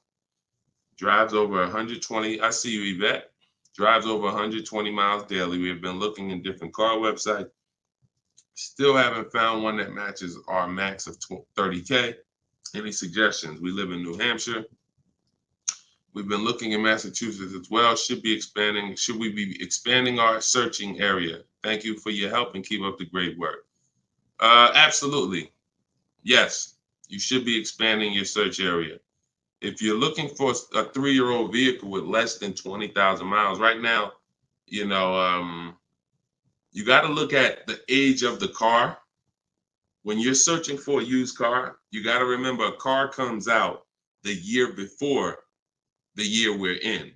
So if a car is a 2020, it was released in 2019, most likely, which means you're calculating the age based on then. So if you're looking for a car that was released in 2019, and right now we're in 2025, you're looking at a car that's 6 years old. If you're looking at a car that was released in, 2022, and we're in 2024, then it's 2 years old. So you need to look and say, okay, how old is the car I'm looking for? And then we can look at the mileage. Because if you're looking for a car that's 4 years old, but you're looking for it to be driven 20,000 miles or less, that means you're only looking for a car that has a 5,000 a year average. That's going to be very tough. I like to go with it. I like to look at 10,000 a year, and then I like to go to 12. Now, we're talking about how we expand the search of our used cars, because the whole goal is to expand the search slowly. So if you were looking at the 2020, 20,000 miles, now go up to 30,000 miles. I would go up to 40,000 miles, because 40,000 miles still means it's driven lower than average. Just to show, so average miles is 10 to 12,000 miles a year. If you get a vehicle and it's 4 years old, it's driven 10 to 12,000 miles a year. It has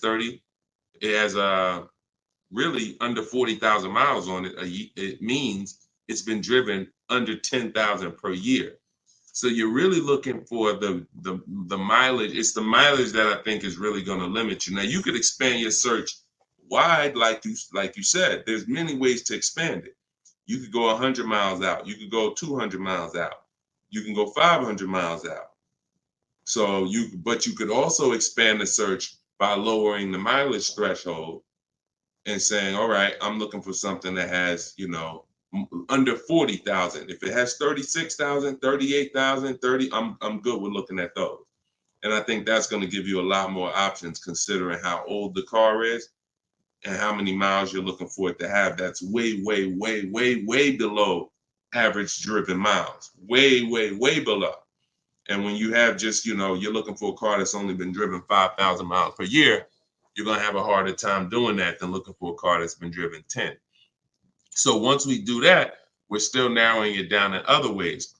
Carfax title history, service records, accident history, verifying there's no fake fees. So we have other narrowing down processes. Then we get the new window sticker to make sure, because you can't know you paid a great price without knowing what the original price was. Who's bought a used car in their life? Type the letter U.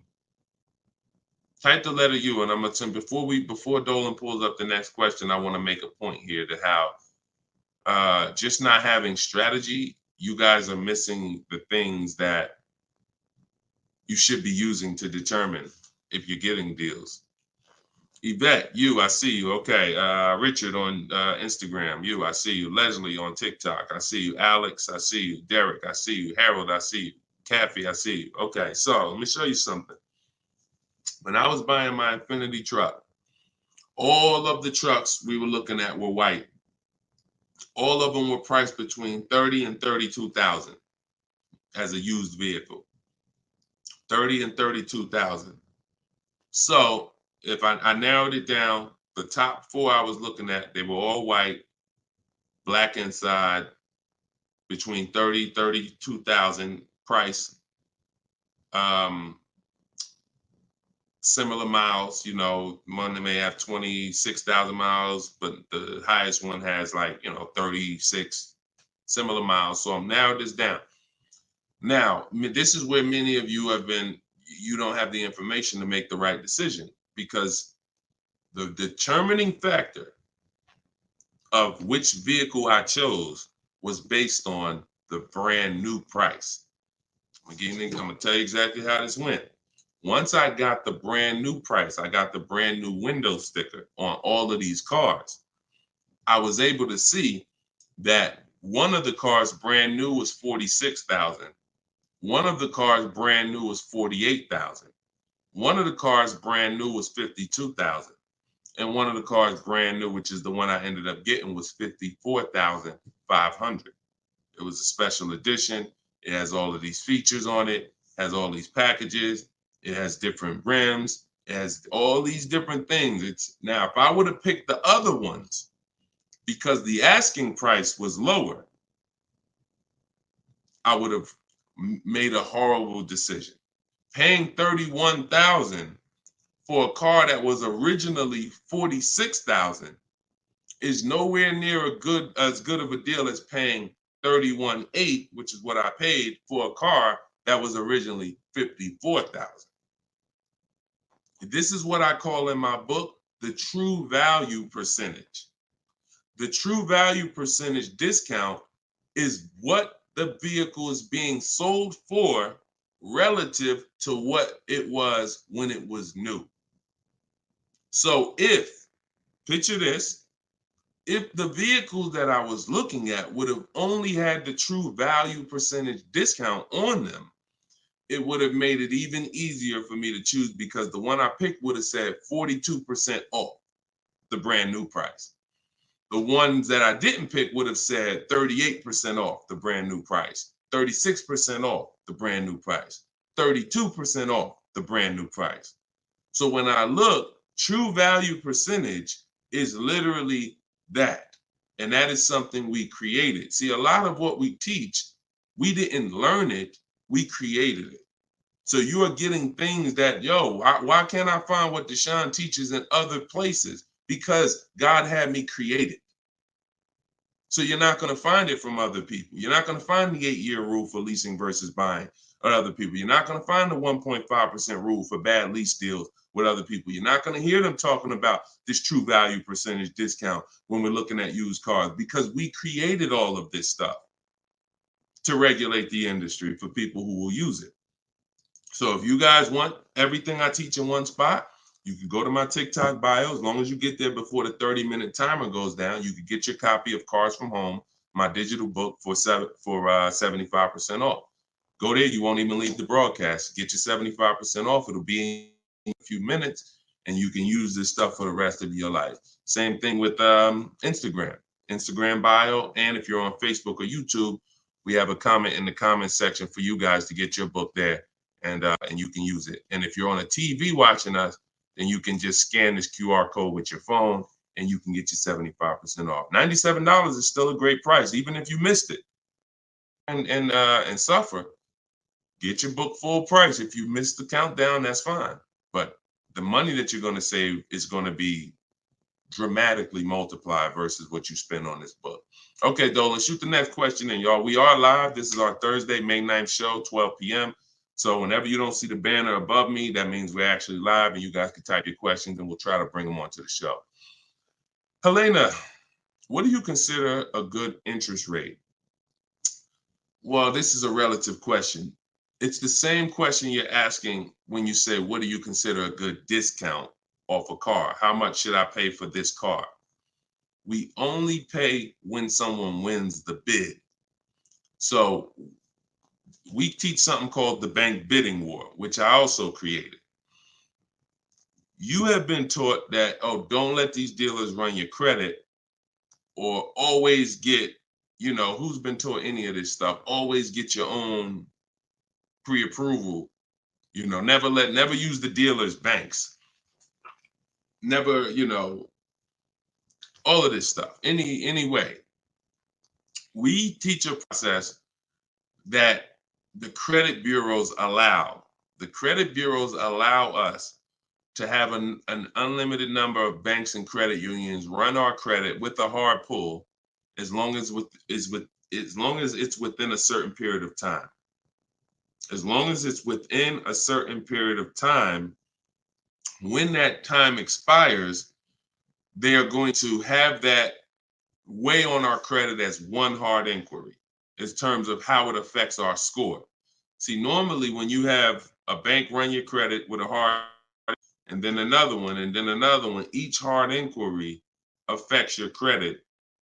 But when you do it the way it was meant to be done, and using the bank bidding war, if one hard inquiry would have dropped your credit 10 points, 20 of these hard inquiries is going to drop your credit the same 10 points.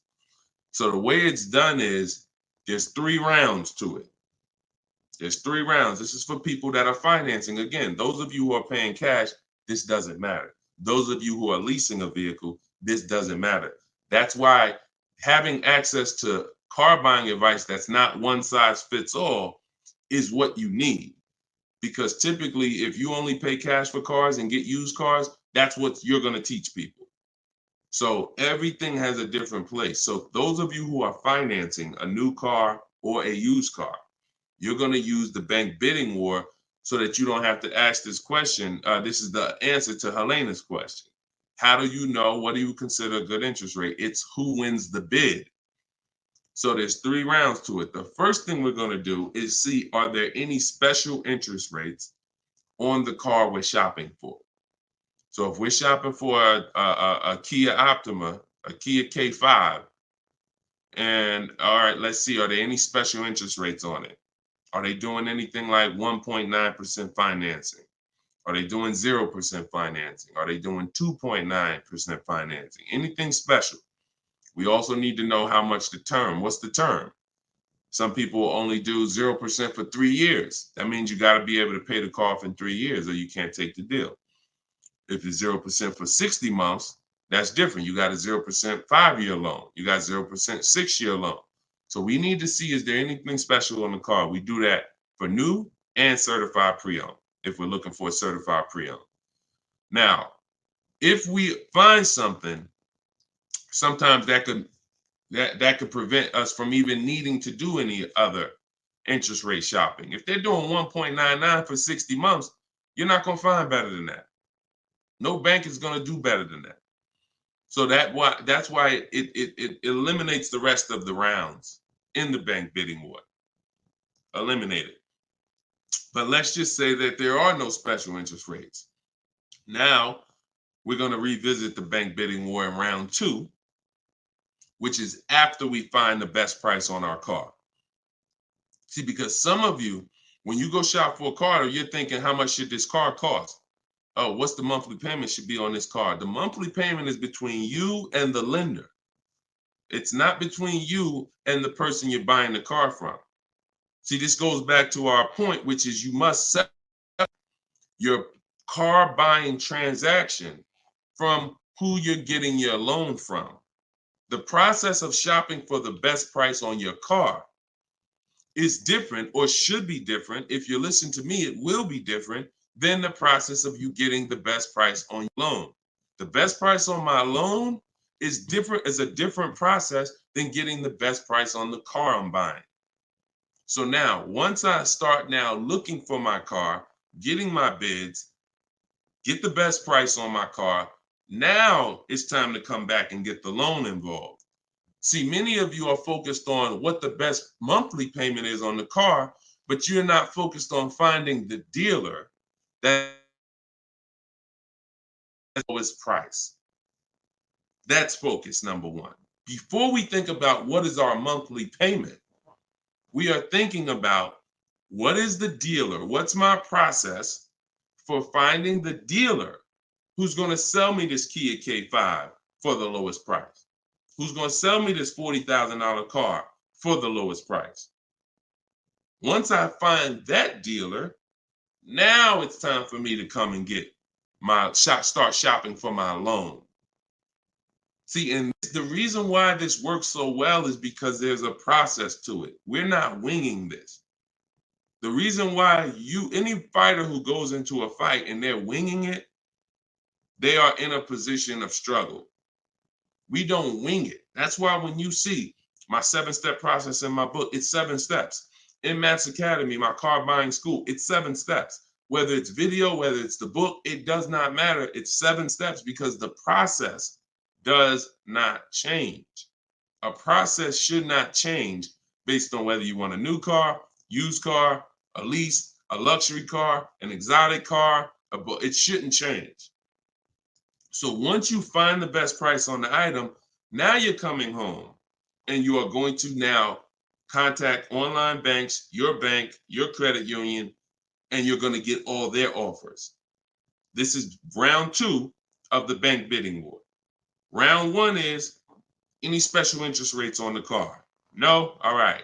Then we go find the best offer on our car. Now we're going to start round 2, which is our bank, our credit union, online lenders, all submitting bids for our rate. Round 3, once that's done, round 3 is we call the dealer who we have the car on hold with, and we tell them the best rate we got, and we give them a chance to see if they can beat it. That's round 3, because the dealers have another 5 to 7 to sometimes 10 banks. So see if they can beat it. So now you have 3 rounds of individuals competing for your interest, for your loan, to give you a loan. 3 rounds. First is the special rates. Second is you, your bank, your credit union, online banks. Third is the dealer's banks. And so when you leave, you already know I got the best interest rate. I guarantee it because I had 15, 20 people competing for my bank, for my loan. And that if you do that correctly, you are going to see that it weighs on your credit at the end as the same as one hard inquiry. That is what the bank bidding war. When you get my book, I email you a copy of the bank bidding war with it because I haven't merged the bank bidding war into my book yet. That's an update.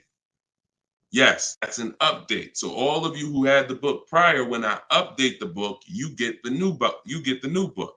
That's another reason why having a digital book is the best way to do this.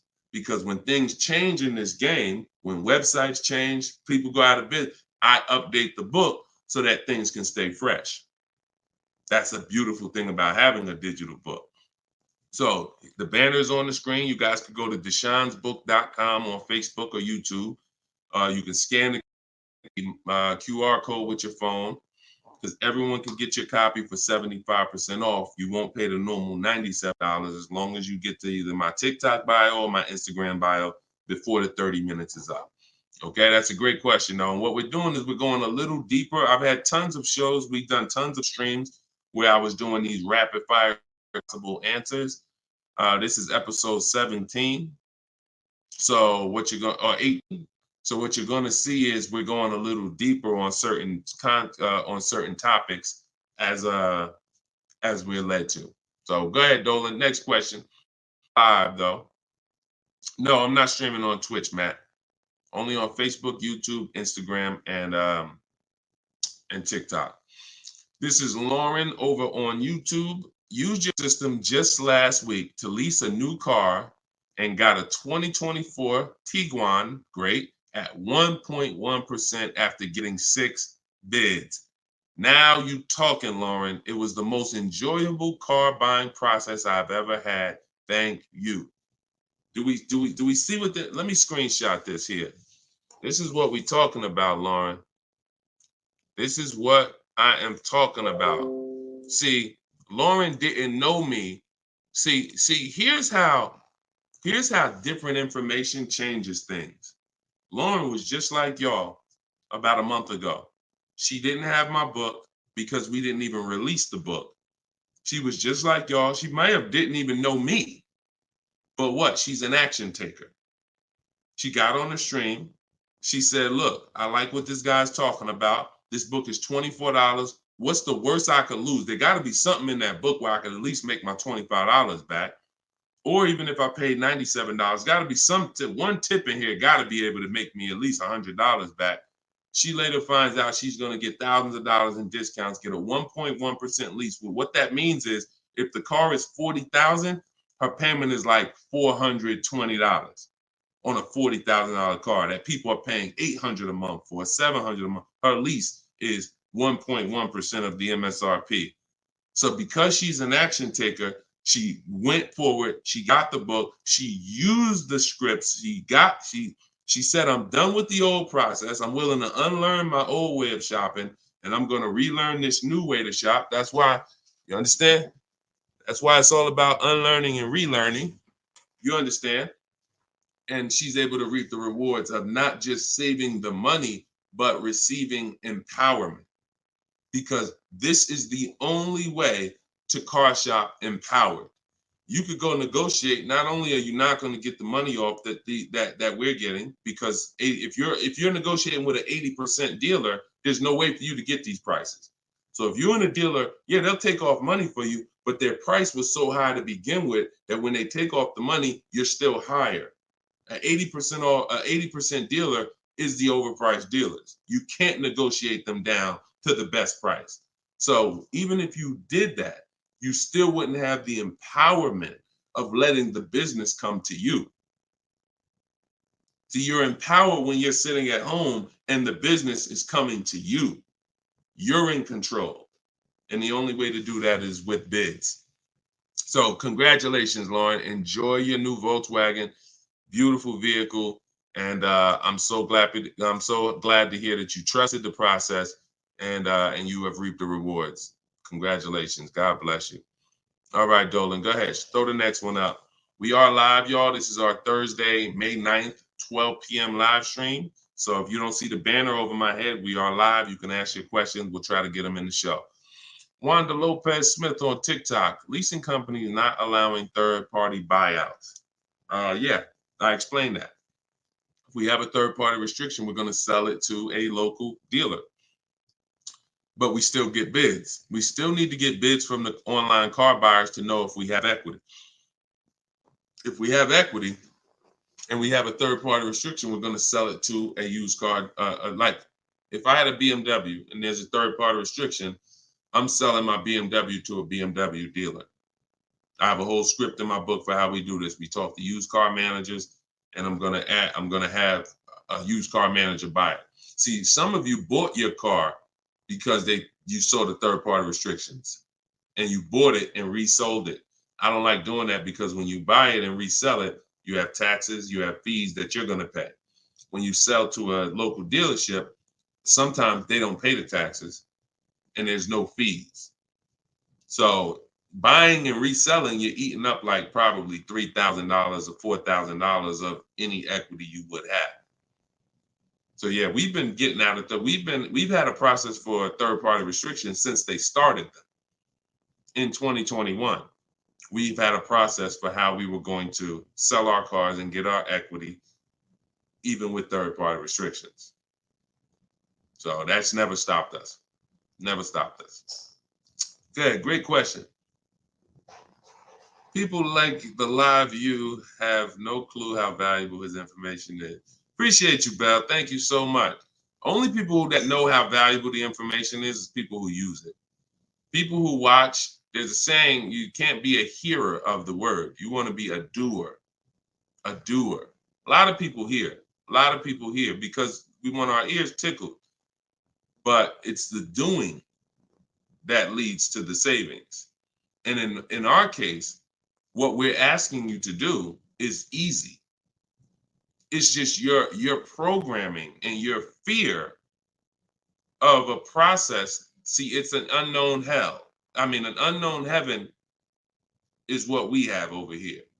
But you have a known hell. Sometimes what you know is so comfortable, even though it's hell, but it's, you know it. You're comfortable with it. You're comfortable with the discomfort of car shopping. So this is what, Deshone, everything you're saying, that sounds hard. Sitting at home and doing these copy and paste things and having this, that sounds hard. That's just your fear. That's your programming talking to you. That's not reality. Because in reality, you see people like Lauren who just came on, And you see, this is the easiest way she's ever bought a car in her life. This is the most money she's ever saved in her life. Look, you got people like, look, Matt, happy to share. I've officially graduated. Huge thank you to Deshone, building such a great system, answering all my questions along the way. Lease details. You got a $56,000 Hyundai Palisade calligraphy, 1.28% lease. Highest quote was $1,167 a month. He got his for $719.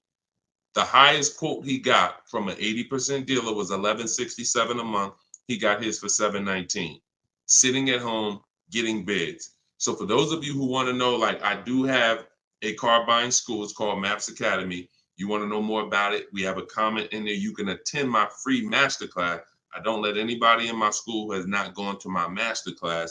Everything you're doing raw and buying, selling, and leasing cars. So there's a comment in there for the comment section, and we have a link in my bio for you as well, who, if you think, you know what, I want to see about his online buying school. I don't care, because the system that Matt says, Deshone, thank you, Deshone, for building such a great system. The system is the same. So, but you have to be an action taker. And because the system is simple, and it's in video form, and it's in book form, and it's in my free live video, my free streams, you just get it where you could get it. But there's no excuse for sitting at home car shopping the old way anymore when this information is available and it exists and it's 3 years old. This isn't new. We have hundreds of people. You're not oh, let me take a chance and see if this will work. That ship has sailed long time ago. Long time ago, that ship has sailed.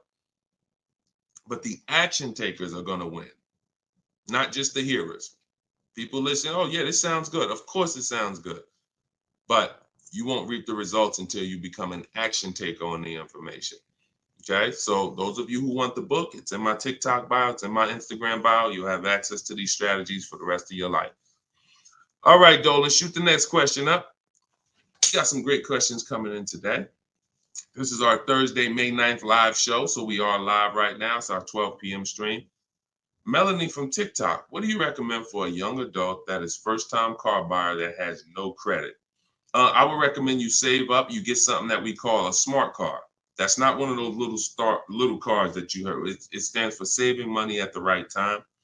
I got a car that's my point A to point B car because I work from home. I got a car. It was literally $4,000. I got it from a grandfather over in South Orange. He was 98 years old, and he still drove until he couldn't drive anymore. Car had 72,000 miles on it, and I got it for $3,750. Literally, it was I got it a year ago, so that was it was an 08 Pontiac G6, 70,000 miles. And that's something that I drive from point A to point B whenever I want to do my run. Because again, I work from home. Most times we take the truck, but if my wife's out, I'll take the car. But I didn't need to spend $10,000, $15,000, $20,000 on a car that I'm driving twice a week. So what I would tell you for you is, if you need transportation, you want to get it reliably, save up some money, get yourself a private party sale on Facebook, pick it up for a couple grand, but you have to be diligent. You want to find it from an owner. You want to find it from an owner who's not driving too much, who maybe they got a second or third car in the family, and that you don't want to deal with these dealers on Facebook Marketplace perpetrating as owners. The owners know the history of the car. They've had it for the last 8-10 years. You want somebody that can tell you, yeah, my little son, this is where Jeremy took the car one day. He was driving to the grocery store. He backed into a car over there right here. You want a person who knows that, not a dealer who just picked up the car and now they're trying to sell it to you for $2, $3, $4 grand. So that's what I would be doing. I would be getting me a very reliable, inexpensive car that I can actually get to work with, make more money. And then once I make money, I will be choosing whether I'm buying or leasing based on if I'm going to keep the car for 8 more years. Whenever you get into spending real money on cars, over 12, 15 grand, this is when you start wanting to ask yourself, am I going to keep this car 8 years or not? Because once you get these cars and build up your credit, Melanie, another thing you should be doing is getting a credit card, not using it, pay it off every month, spend $20 on it, pay it off so you can get your credit up to a 700 score. You could be at a 700 score lightning fast before the next 12 months. So now what you want is you want a car to drive, get you to where you're going, but then you want to be building your credit now. So now when you're like, okay, I got a job, I'm making money, I want to get me a different car. Am I going to buy it or lease it? And if you're not keeping it 8 years, you want to go for the lease so that you could drive a brand new car for pennies on the dollar, as long as you keep following what we're teaching and getting great lease deals. But if you're keeping the car for 8 or more years, then you would go and you would buy a car, not lease it. But in order to do that, you want to set yourself up and get yourself up to a 700 credit score. So you should follow somebody like Shonda Martin. She's on all the platforms. Shonda Martin, this young lady is a guru when it comes to credit. She does a lot of live streams, a lot of Q&As, just like me. But yeah, you got a great path. But don't go out there and do what a lot of people do and finance a car, no credit, your first car, you're gonna go buy it. Now you're getting a $20,000 car, you're gonna probably pay, $500 a month for it. And now that car is gonna be a long-term thing because it's just too expensive. And you just don't follow the traditional route is what I would tell you. All right, I'm glad. It's my daughter. She has a full-time job and now searching for a car. Okay, perfect, Melanie. I think that's a great plan. Because the thing about that car that you're going to get for Facebook Marketplace is whenever she decides that she's ready to finance or lease a car, she can sell that car and get all her money back. If she finds a great car on Facebook Marketplace for $4,000, $5,000, you guys can sell that car and get the whole $4,000 or $5,000 back. You'll get 80-90% of it back. And I like to get whenever it's going to be a short-term thing, I don't want a car where it's going to be a burden to me later. We want to get a car that does the job now. I know with this Pontiac, whenever I choose to sell it, because I'm actually going to get a car. I've been waiting to get a vehicle that I want for a number of years. And when I do go get that, I'll sell this one, but I'll get everything back that I spent on that car. I'll get it back. So it's just strategic. It's a great way to move when you know these cars are not costing you money. You're breaking even on them, and it's just great. So that's what I would say, Melanie. That's what I would do for my own daughter. Okay, go ahead, Dolan. Shoot the next one up. We are live, y'all. We're going to try to get through as many as we can in the show. Type your questions. This is our Thursday, May 9th show, our 12 p.m. broadcast. So, Sir Francis on YouTube. What's the best source for an accurate valuation to determine if purchasing a used car is a good idea? I don't go by that. The only way purchasing a used car is a good idea for me is if we're keeping it at least 8 years. That's it. If you're not keeping it at least 8, are you keeping the vehicle at least 8 years?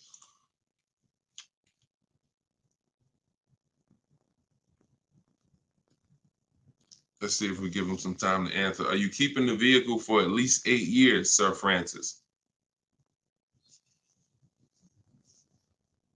See, if we're not keeping the vehicle at least 8 years, there's no point in buying it, because the money that you would spend to lease, you can't put a price tag. You can't compare it. The reason I have to show y'all these lease deals is to see you cannot compare great lease deals to purchase deals. You can't. Look at this. Look at Jared.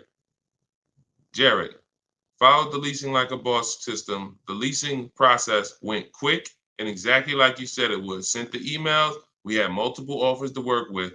Trusted the process. Used the scripts. Got the lowest offer from $565 a month down to $520 with a counter offer. Look. That's probably a $40,000 vehicle. I don't have it up in front of me because I cut the rest of his post off. But look, 1.28, $56,000 vehicle. Even if you were buying a used version of this. So let's just I want to show you this. Let's just say instead of leasing like Matt did here, he got a $56,000 vehicle for $719 a month. We already know with $1,000 every, with $100 a month on every $5,000, this $56,000 vehicle is about $1,100 a month. Every 5,000 bucks is a hundred bucks a month on a 5-year finance. So $56,000 vehicle, we're looking at literally $1,100 a month, $1,100 a month payment. Let's just say though he bought this car used. He didn't understand leasing. He found a used one. So instead of 56, let's say he gets one for, you know, let's call it instead of 56, he gets 26 grand off. Let's say he gets it for, hold on, let me do percentages. I don't know why I can't do math right now in my head. Let's say he gets it for 38. Let's use something that's really conservative and good. He gets it for 38. So a $56,000 Hyundai Palisade, he finds an incredible deal on a pre-owned one. He gets it for 38. Once his taxes go in, he's at 40. What's his monthly payment, y'all? If every $5,000 is $100 a month, what's his monthly payment for 40? See, it's all about no money down. If you notice, every time we're comparing numbers, we're not putting any money into the deals. See, when you're not putting any money into the deals, you can easily compare the deals. That's why all we do is shop with no money down, because it's easy to compare the deals. In my book is No Money Down Mastery. You're going to find every strategy I teach you doesn't involve money. It doesn't involve money, because when you want to put money down, that's different. But money down should be after you have assessed the deal already. So, those of you who want your copy of Cars from Home, 7 Steps to Saving Time, Money, and Avoiding Dealers, go to my TikTok bio now, get your copy for 75% off. Go to my Instagram bio, get your copy. But look at this. I'm asking y'all, what's his payment? Let's see if we got anybody that chimed in. If he didn't get this brand new one, if he didn't get this brand new Hyundai truck, he got a used one. So instead of 56,000, he got his for 38. Great price. He found one for 38,000, low miles. Now taxes are in, and he's financing 40,000. What's his monthly payment?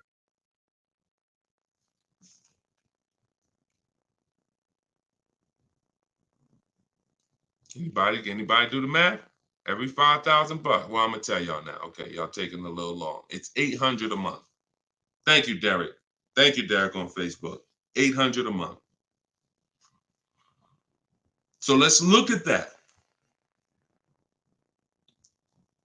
Matt drove off $719 a month, no money out of pocket. Brand new 2024, never been driven, new car smell, fresh out the plastic, $719 a month. Same person who bought that car because they didn't understand leasing, they're paying $1,100 a month. Now there happens to be another one just like it, but it's a 4-year-old one, and it's $38,000, and someone else gets that, and they're paying $800 a month. Do you see how much money those who don't teach you about leasing have cost you? Do you see how much money listening to those who don't understand leasing has cost you? Big money. So I'm either driving a used car and I'm paying more than the guy who got the brand new one. Or I'm driving a brand new one just like him and I'm paying $400, $500, $600 more than what he's paying because I bought the car. Now, when do the people who buy win? When do they win? 8 years down the road. 8 years down the road. See, because when you buy your car and you pay it off, see, the person who leases is not worried about depreciation. That's the car going down in value like this. The person who leases is not worried about depreciation. They've already beat it because their lease payment is so low. Their lease payment is so low, they're paying less than what the car's normal depreciation would be. So they beat it with a great lease deal. Now, the people who own the car they're not going to beat it because they own it. So any depreciation is coming against their actual car. If they could have sold the car today for 30, next year it's only worth 25, they lost $5,000. If you were going to sell your car today for 20 and then a tree branch falls on it, is it worth 20 tomorrow? Even when you fix it, run it through your insurance. Hey, I'm coming to get my 20. No, a tree branch fell on the vehicle. It's worth probably 18 now. This is depreciation. So the only way you're going to avoid that is through long-term ownership, because eventually, like I talked about earlier in the stream, you get to the point where your car is only losing a little bit of value each year. Only to this year it's worth 10, next year it's worth 95. In another year it's worth 9,000. That doesn't happen until you have kept the car 9, 10, 11 years. So if you're not keeping your cars that long, you're losing thousands of dollars not leasing, as I just illustrated with those 3 examples. Okay? So this doesn't change. I don't care whether it's Lamborghinis. I don't care whether it's Rolls Royces. The principles do not change. Derek on Facebook. If a manufacturer is offering a very low IR through their direct financing for well-qualified buyers, is there something I should look for on my credit report to know whether I should apply and let them run my credit versus using the pre-qualified offer I have from my credit union? Yeah, most people are going to qualify for the special rates. If you have fair credit, good credit, most people are going to qualify for the special rates because it's not super tier. Super tier is like A1 or A9 in the business world. That's super tier. Most of them are tier 1. So a tier 1 approval is really going to be if you have, 680 credit score and above. If you've had a car loan in the past that you paid well, you should be able to qualify for those special interest rates. Those are not super hard to qualify for. And if it's something under 2.9, you're typically not going to see that coming from a credit union or a bank, not in this market. Not in this market. So yeah, it's a good question though. But that's round 1 in the bank bidding war. So it's important for you guys to know that whenever you see a special interest rate offer, in many cases, it's not hard to qualify for. You don't need perfect credit. 680, 700 and above, you should be fine. All right. So, all right. Let's go. John Tez on YouTube. I'm interested in getting a 23 Charger Scat Pack, trading a 2022 Camry. This is a disaster. This is a disaster. Dealer wants 56 for the car, but it's been on the lot for 220 days. What do you think I could get them to lower it to? Well, I'm going to just tell you honestly, why are you trading in a 2022 vehicle? First of all, if you paid cash for that car, you wouldn't be trading it in, because once you see what it's worth and what you're getting in 2 years, you've had the car for less than 2 years. See, there's something, here's what we're not getting. The reason why I hold this up is for y'all to see that you cannot trade in cars this fast and have it be and have it. And I want y'all to know we are 100% live right now.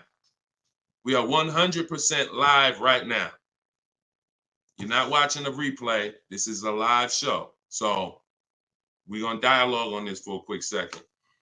You should not, if I show this so y'all could understand, the value of your car is dropping like this the first year, 2 years, 3 years. You think that you could buy a car here for $35,000, turn around, trade it a year later, and it's only worth now $27,000, and you're just going to flip and take that $7,000 loss in depreciation. You are going to absolutely lose your shirt. And the only way that you actually don't realize how much you're losing is because they hide it in your monthly payment, because you're a payment shopper. Just get me to this payment. I don't care about the numbers and all of that. I don't care about how much money I'm losing on each car. Just work my monthly payment to something that I could afford. And that is financial disaster.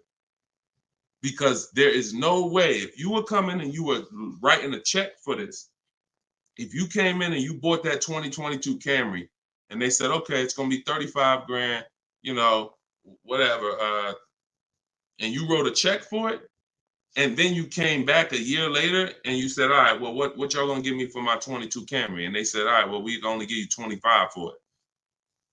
And you said, wait, I just paid 35 for it last year. You ain't giving me no 25 for it. You would never take that.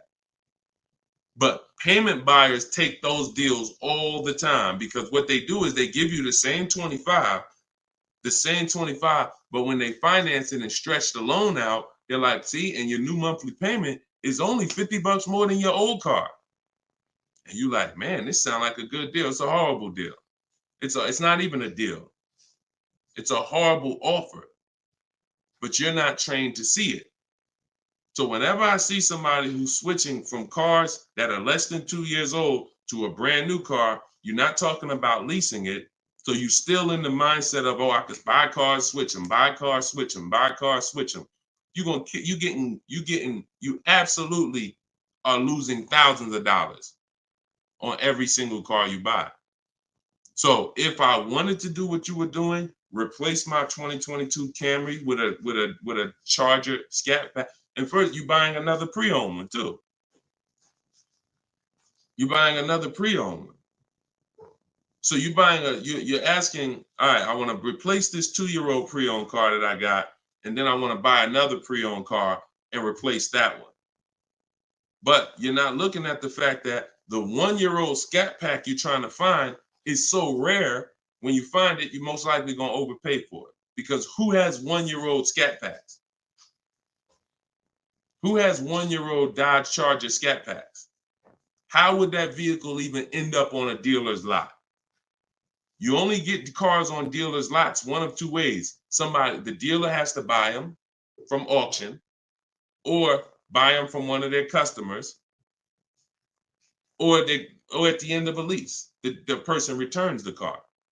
So people are not usually trading in a 1-year-old car. So if it has been on the dealer's lot, maybe it's because it's a leftover model. And if it's a leftover model, you don't have anything to compare it to see how much you should be saving. So what I would be doing is, before I buy a 1-year-old Scat Pack, I would see what's the market on a brand new one. This is so important. This is so important, because this is financial intelligence. Look at this. If I would have walked in, this is Sean. Sean got an F-150 Lightning, $73,000 vehicle. He ended up saving $20,000 on the vehicle. Brand new one. Same thing with Kimberly. She got a Maserati. You can see here, what does it say? Total savings, $20,700. 2023 Maserati Greco. $86,000 vehicle. They took off $20,700. That's the new one. So what happens if she would have bought a used one, 1 year old, and she saved 20 grand? She might have thought that was a great deal. Man, I got a 1-year-old Maserati. They took off 20 grand for me. Not if she didn't know that on a brand new one, she could have got 20 grand off. So whenever you're buying a car that new, you need to know what the brand new market is to know, all right, if I can save 10 grand off a brand new one, then how much should I save off the 1-year-old? I should save a lot more than that. See, and you have a lot of things that you moving in a way that I would tell you need a system, because it's hard for me to explain to you everything you are doing and a way you're approaching this, how you're going to overpay by thousands and thousands of dollars. You haven't talked about leasing versus buying. You're not talking about shopping for cars in a way where you can actually see multiple offers. You're talking about buying a 1-year-old pre-owned car without looking at what the market is. How do I know a good deal on a 1-year-old one? There's not enough vehicles out there for you to know a good deal on a 1-year-old, which means the only way I'm going to know a good deal on a 1-year-old one is I need to know what a good deal is on a new one. And if a good deal on a new one saves me 15 grand, then that means on a 1-year-old one, I need to save like 20 to 25. There's not enough vehicles for you to do that. So you should really be looking at following a system, learning about leasing versus buying. Are you keeping the next car 8 years or not? If you're not keeping the next car 8 years, you shouldn't be buying, you should be leasing. Because I don't care what you get the price for on the Scat Pack, you are gonna overspend compared to someone who goes and leases their Scat Pack and gets a great deal on it. So we got to slow down and look. Most times we're approaching car buying like grocery shopping. We trying to get our car deal done the same time as a grocery shopping visit. 2 hours, 3 hours. We're at the grocery store more than we're planning our car purchase. And the only way you're going to save money is to take your car buying process seriously. If it's just like, nah, Deshone, it ain't that big of a deal, then go ahead and go give them 15, 20 grand. But I tell you what, somebody like me, somebody who's listening to me, who getting the same car that you're getting, and they say, man, so funny, Deshone, I'm in the same position as that person is in. I got a Camry too, and I want to replace it too with a Scat Pack. But I'm gonna use your strategies. I'm gonna assess my old car, get bids for it. I'm going to determine leasing versus buying, and then I'm gonna shop for my car. That person will save 5 to 10 grand more than you, minimum. Minimum. I put any amount of money on it. So slow down and answer this question first. How many years are you keeping the next car? If the answer is not 8, don't think about buying it. Don't think about buying it. My goal is to shop for my most aggressive lease on my next car. If I'm buying it and I'm keeping it over 8 years, then I'm buying it. I'm not buying a car that I'm not keeping more than 8 years. Not no Scat Pack, not no Dodge Challenger, not no Toyota Camry, nothing. If I'm not keeping it 8 years, I'm not buying the car. Lease deals are too great. It's pennies on the dollar when I learn to get them. So everything I'm teaching y'all is out of my new book, Cars from Home. It's a digital book. It's called 7 Steps to Saving Time, Money, and Avoiding Dealerships. You can get your copy for 75% off in my TikTok bio. The price of the book is $97. That is the price. But you can get it for $24 if you get to my TikTok bio before the 30-minute timer expires. If you get to my Instagram bio before the 30-minute timer expires. We have a link in the comment section on YouTube and Facebook. You can go to deshonsbook.com, or you can scan this QR code with your phone and you can get your copy for 75% off. So use it. Make sure you send me your success stories. Continue to send me your success stories so we can bring them onto the show. That is a step-by-step system. There's nothing left to chance. You cannot leave anything to chance when it comes to car buying. Everything that we teach is for a reason. So let's continue to move. You know we will be back soon for another stream. And catch us later. We're usually live 7 and 12 p.m. So if you're around at 7 p.m., just again, if you don't see the banner above us, that means we're actually live. So jump on and we'll get to it. Everybody else who got your book, enjoy. For those of you who want to attend my free masterclass, Everything You're Doing Wrong, Buying, Selling, and Leasing Cars, you can also go to the comments or to my TikTok and Instagram bio. But you're going to need about an hour. And that's a straight hour of me in my board. And we have a comment for you right here in the Facebook and in the YouTube section. That's me showing you scenarios, going over 23 mistakes that most of you are making that you need to stop making if you're truly going to get below market deals. Okay, so other than that, y'all, get the information. I don't care how you get it. Get in where you fit in. Use it. Keep unlearning. And let's keep saving this money. All right, God bless y'all. See y'all on the next one.